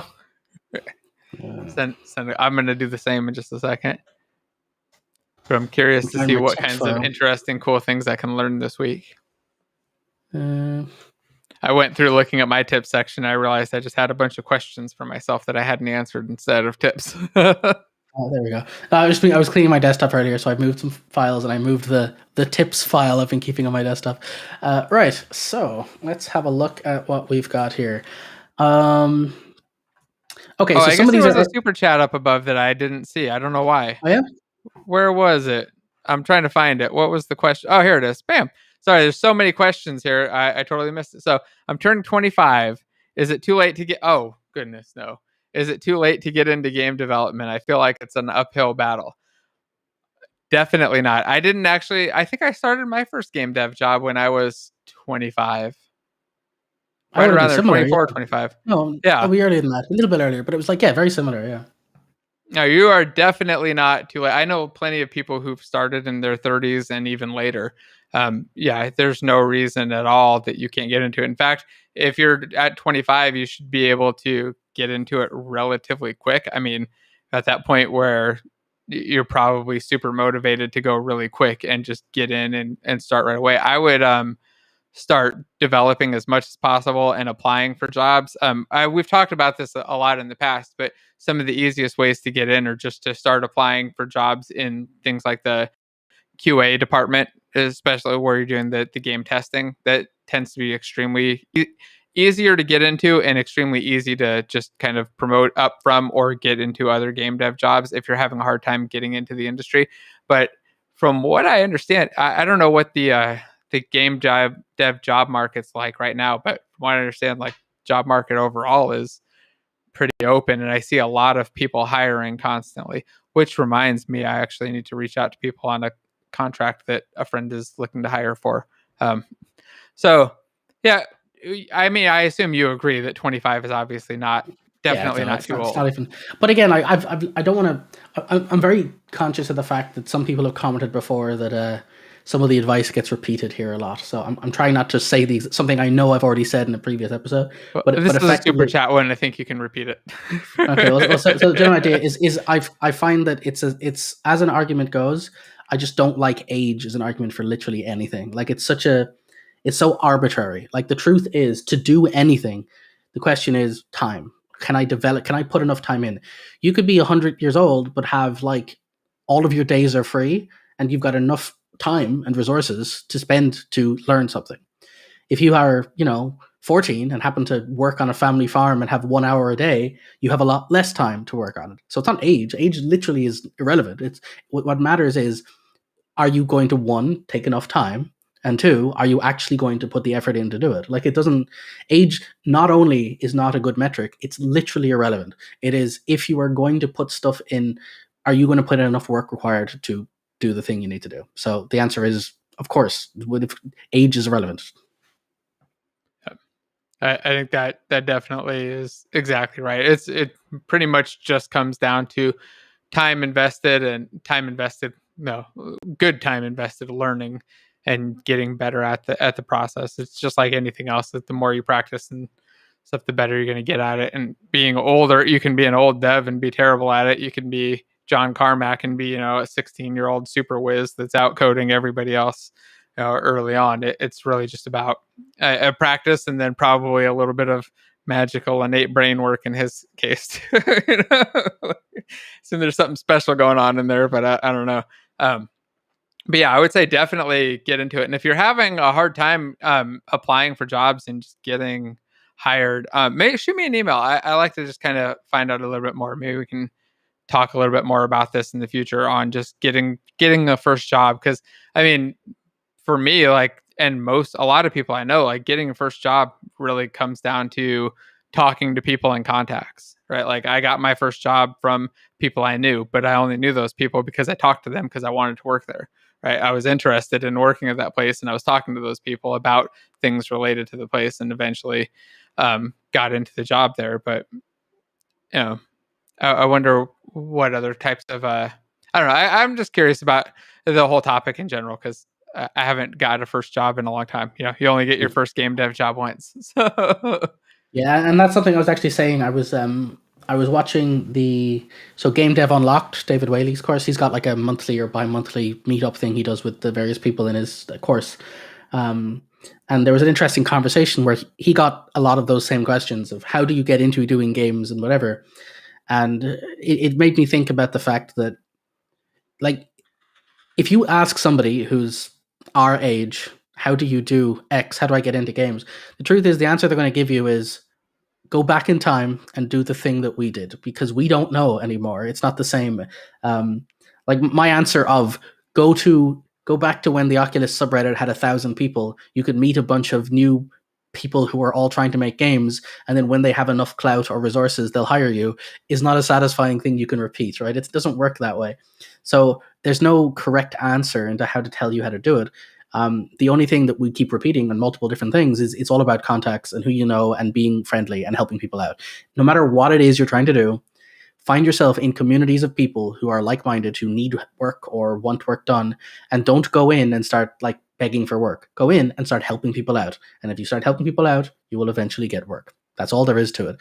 You have to find yourself in places where people need work and show that you're eager and capable. And like, I actually watch Parker Welbeck has a course on filmmaking, and he talked about his first career, and what he did is he found a person who he likes, a YouTuber or someone he admired, and he just like waited for them to post on Instagram or something that they wanted to that they needed some extra help on some project, and he just said, I'll do it, I'll work for free, I'll help you on this stuff, because he wanted to find an opportunity to do it. And so it doesn't even matter what industry you're in. What matters is find people who will help you, or that you can help them, and work with them, find a way to meet people. That's like the same for everything. Yeah, and I like your advice on the small communities too. Like the Oculus one, when it first started up, whenever there's like a new tech or a new community, it can be really helpful. Like, it's an easier place to kind of get in and meet people because it's smaller and tends to start off pretty tight knit and stuff. So it's a good idea. And hi to Millie too. Little lady saying hi in chat. So, okay, anyway, I'll let you get on to chat now. Right, yeah. Just one last thing too, because yeah, I've got some tips here. But just one last note, because it drives me insane. There's a bunch of people using well, if you're older, you're slower or whatever. Well, I think that's such a stupid argument, because the truth is that really a good faith argument? Like, obviously, there are various reasons why in certain cases you will have a harder, easier time learning. But the truth of the matter is, that's not going to be the deciding factor in almost any case, right? If you're determined enough, or if you're not literally 100-year-old and riddled with dementia, you're probably fine, right? Like there's no particular scenario. The truth is, it's not a good excuse. It's just something people will use. So I wouldn't. Is it even a fair argument to start bringing in things like that? But But anyway, you should get better at learning as you get older too, I think, in general. I yeah. mean, I remember when I first started going to college and there were a couple people in there who were quite a bit older than me. I was like, whatever, 18 or something, and 19, and there were some people there in their 40s, and I would look at them like, wonder like, oh, what's going on with them? But then I would see like the results of their stuff. Like they were taking the shit serious. They were doing it hardcore, and they were like doing the best in the class out of everybody. Where most of the people around my age were just kind of like somewhat into it, doing it just to do it. That actual desire and interest for the result really led those people who were older. They were doing to just perform really well That's actually and excel. that's a really good point. Yeah, like one of the most valuable things I ever learned in my life is how to learn, and that is hard. I was terrible in college until I learned how to actually consume information, how to use memory techniques, how to use the PEG system, and the Loki system, and various other things to optimize your memory, and tons of stuff like that. So I find that I've gotten better at consuming information. But again, one of the arguments there was that it's setting people down a wrong path or something. Or well, the thing is, there's a big difference between the argument of should you do something versus can you do something. And what I'm saying is a lot of people will give themselves arbitrary gates to why they can't do something. I'm too young. I'm too old. I don't have enough time. I'm in the wrong country. I don't have enough resources. I don't know the right people. Or they're all excuses. They're nonsense. They don't actually help you. The truth is it a good idea for you at this stage in this part of your life, or do you have enough money to spend on it?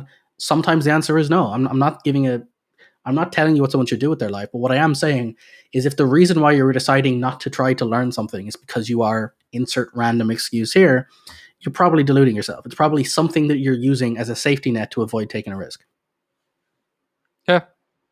And it kind of reminds me again just of all those projects that I abandoned for dumb reasons and excuses and stuff. Me too. That's come from experience. Like, I'm not saying this to be harsh. I'm saying that I spent so many times saying that I'm in Ireland. I can't have access to game devs and people. I have no contacts. I'm never going to meet game devs. And then I eventually did because of randomly being on a subreddit forum, and then I'm being flown off to places and I'm meeting Carmack and stuff. I'm in Ireland. If you think you don't have resources, I'm in the middle of nowhere. There's nobody here. And yet it's not about that. It's about meeting people online and doing stuff like this, Yeah. Anyway, tips. All right. I'll let you do Yeah. tips. Right. So one that is actually this one is really cool. Like, so I'm going through. It's funny. I was sitting at my desk working on some stuff, and I started making notes of like I did something and went, "Do people know that?" And I was like writing them down as I go of things that people might find valuable. And one of them I never see people do, which I think is really powerful, is most people don't realize when you've got multiple windows open in Unity and one of them is like really small and you're trying to get access to it. I'm guessing what you probably do is grab the little handle and stretch it out and try to like make more size. Well, if you hold the shift key, move your mouse over any panel in Unity and press spacebar, it'll maximize that panel. So if you want to jump back and forth instantly between scene view, game view, or if you want to fully expand the project view to start scrolling through your giant list of files, just hold shift, move it over that area, press space, bang, instant. It's very, very quick. That is a good one. So that one's great. The other one is, and again, this is an old one. People probably know this one. But if you press F, you can follow an object in the scene. So that's used pretty common. Like you click F and it zooms in on that object. Now, if you're using VR a lot, the scale get weird. Sometimes if you click a nearby object and zoom, it'll fix whatever weird scaling issues. But one that people don't know you could do is if you're for something I've done a lot, is where you have like a random walking AI and you're trying to follow them to see what they're doing. It can be a real annoyance trying to follow them with like WASD or putting a camera on them or something. If you either press F twice or hold shift and press F, it will lock them in the scene view and the scene view will follow them as they move. Really handy. That one is really useful. Nice. Yeah, I think if you hold it down, it'll do the same thing too. If you hold it for a second. Okay. It'll count. It does the same thing as the double click. I was going to mention too on your shift space. A lot of people probably do that on accident too. I know the first time I found that it was complete accident. I was like, "The hell did I do? I just broke my project. Where did it all go?" I was like, I had to go find window layout defaults until I realized that I accidentally hit the hotkey when I was, trying to do something else. I accidentally hit it. Yeah, that can happen, all right. The other one is, and this is kind of it's a bit confusing to explain here, so I'm going to leave this as homework for people. But I forgot what it was. I think it was 2018, maybe. Unity added the concept of presets. So I don't know if you've used this at all, but if up in the inspector, there's the little icons, the question mark, the little settings thing, and the triple dot. We're used to using the triple dot for like adding components or moving things, but if you click the one beside that, there's presets, and what you can do is you can set something up the way you like it, and then save that as a preset, and then recall it back whenever you want to. So I use that a lot for things like sometimes you'll have two scenes, and one of them is like an AR camera, and one of them's like a menu camera. And if you want to make more menu scenes, or you want to make more VR or AR scenes, sometimes it can be a pain in the ass to change the settings back. Or another one is if you are doing mobile builds, what I like to do is set my canvas resolution to 4K, but my scene view to 1080, and then that way it has the maximum for the resolution, but it also scales correctly. So I have options that let me load up the resolutions for those that I need to. So just basically say, have a look at presets in scripts, basically. Okay, so everybody check that out. I think I need to check that out too, because I've never really used those myself. So that sounds interesting. Where do you find that at? So actually, this I'll kind of point out two things here. So on the top right of any editor item, if you look at literally any component in Unity, there's three icons in the top in the title bar. Oh, I see. It's the middle one, yeah. Those ones, yeah. Okay. Huh. Oh, and actually, it's funny. Seeing as I'm mentioning that, right beside that is the question mark. Here's another one people probably don't know. It's just because it's right beside it. Is that little question mark brings up the documentation for whatever component you're on, and that's pretty useful. That's like it jumps you to the Unity documentation. That's fine. What's much more interesting is if you have your own scripts, you can put a help link header as a attribute over the top of it, and then when you click that little button, it'll navigate to that web page. So what I often do is if I'm building, this is a little trick for myself anyway, is that say I'm using something like Mapbox, like we talked about, and I've written some script which is like the Mapbox helper thingy that integrates Mapbox with my code. I'll put a little helper script that will link to their documentation over that. So if I ever kick the question mark on my own script, it will jump to the Mapbox documentation. If I'm ever like, how does this work again? I need to research the documents for this tool. Oh, that's a great one. That's probably the best tip so far for the week for me. What else do we have here? I can think of a lot of scenarios where that would have been handy, where we had internal documentation. Yeah, you have reference documents. Yeah, it's difficult. Here's another one. This is one of here's a silly one, but it's actually surprisingly good. Most people will do serialized attribute header, serialized field or whatever for their attribute, mm-hmm. And then if it's range, they will put a range attribute header on their thing. So that's serialized field range. You only need one pair of square brackets, by the way. So square bracket, range, comma, serialized field. You can put as many as you want inside of that bracket. And as a little extra tip, this is a bit complicated. It's not really a tip because it's just something I do that I do not have time to explain. Something I do is I like to mark my required properties as required.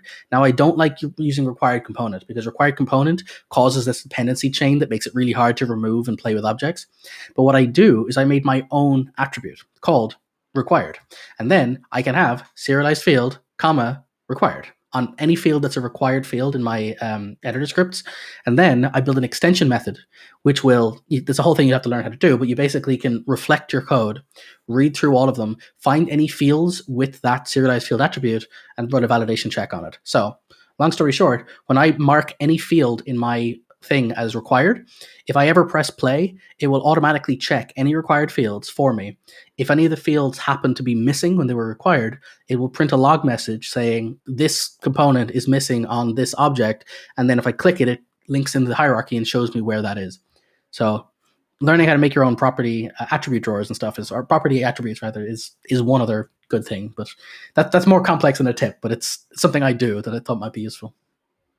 Yeah, I think that's handy. I think just understanding attributes and knowing that you can create your own that do things like that is a good thing too. Because a lot of people don't realize, they think they're just kind of built into the language, but you can actually just create your own that do whatever types of things you want to happen at compile time or runtime. Go ahead. Okay, no, I have more. Go ahead. I'm just going through my list. I was just gonna say there was a mention here about an 80-year-old Japanese grandma who learned to program and released an app. So I Yeah, got to there you check go. that out. That sounds interesting. Yeah. Just more proving the point, right? Mm-hmm. Okay. Oh, so here's one. It's a classic, but it surprises people. I don't actually recommend doing this for various reasons, but if you do understand how coroutines work, a lot of people don't realize that various of the magic functions in Unity, some of them can actually become coroutines. So you can actually take the start method and instead of being void start, be IEnumerator start. And if you just want a really quick way to make an enumerator when something begins, you don't need to go and like make a separate one and run it and call start coroutine. It will run the start function as a coroutine. That one is super handy. So yeah, you just change the return type from void to IEnumerator, and you add in a yield statement just like a coroutine, and it just kicks off just like a coroutine. I know that works in Start. Are there any other ones that they can use it in? I There's can't at least remember. one other. I only ever use it in Start, but I know there's two, at least two, but I can't remember which ones. You'd have to look that up. Okay. Yeah, I know Start's the only one I ever use it in as well, but I couldn't remember if there was. There's others, but I kind of want to leave it there because I want to have more for next week. So I'll leave that for That's now. fair. So one other on the coroutines. I don't know if people know this.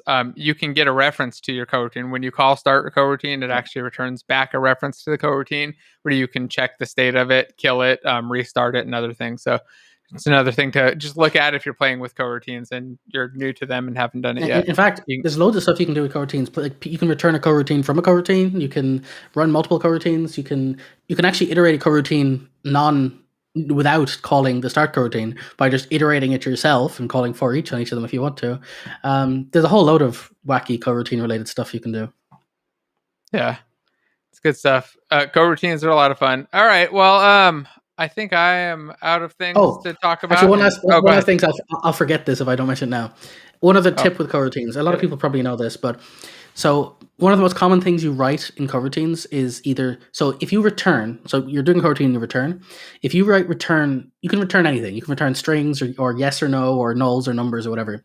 If you return a number like 0 or 1, it will declare that variable and have a bit of performance cost. If you return null, it won't. So you're probably better off if you want to exit a coroutine. Some people return 0. I recommend returning null and not 0. Separately from that, though, what a lot of people don't realize with those, where was I going with this? Coroutine. Oh yes, you don't have to. People usually write return new wait for seconds or return new wait till end of frame. Now, here's the thing. That's an object you are newing up every time you call that return. So if you've got a loop that's looping through 100 things and then waiting 5 seconds in between or 3 seconds, if you write return new wait for seconds 5, you will be effectively creating new objects every 100 new objects for that. But if the first line of your coroutine is to create something called var wait amount equals new wait for seconds 5, then you return that single object. It'll reuse the same awaiter in every single call. So if you're using a return of one of those magic ones, return till end of frame, return wait for end of seconds, cache it just like you would anything else and return that instead. Yeah, I've seen people do that a lot on coroutines where they're firing it off a lot and they'll just cache it even at the class level a lot of the time. Cool. Well, thanks everybody for watching and joining us here today. Don't forget to drop Jason some coffee down below. There's a link. Check out the courses. Like on the video as well. Don't forget. Yeah. Oh yeah. I totally forgot. If you haven't hit the like and subscribe button yet, I don't know what's going on because we've been here for a long time and you've been watching for a long time. So hit those buttons. Check out the courses. Got a bundle with Thomas down below, and definitely go drop Jason some coffee, like I'm going to do in just a second. And thanks again, everybody, for coming out here. Any last words you wanted to say, Jason? No, thanks for having me, I guess. Hey, no, everybody says thanks you for being here. And yeah, I guess maybe we'll do some code reviews next time or something if we get some submitted. But we'll see you all again soon. And again, thanks and bye.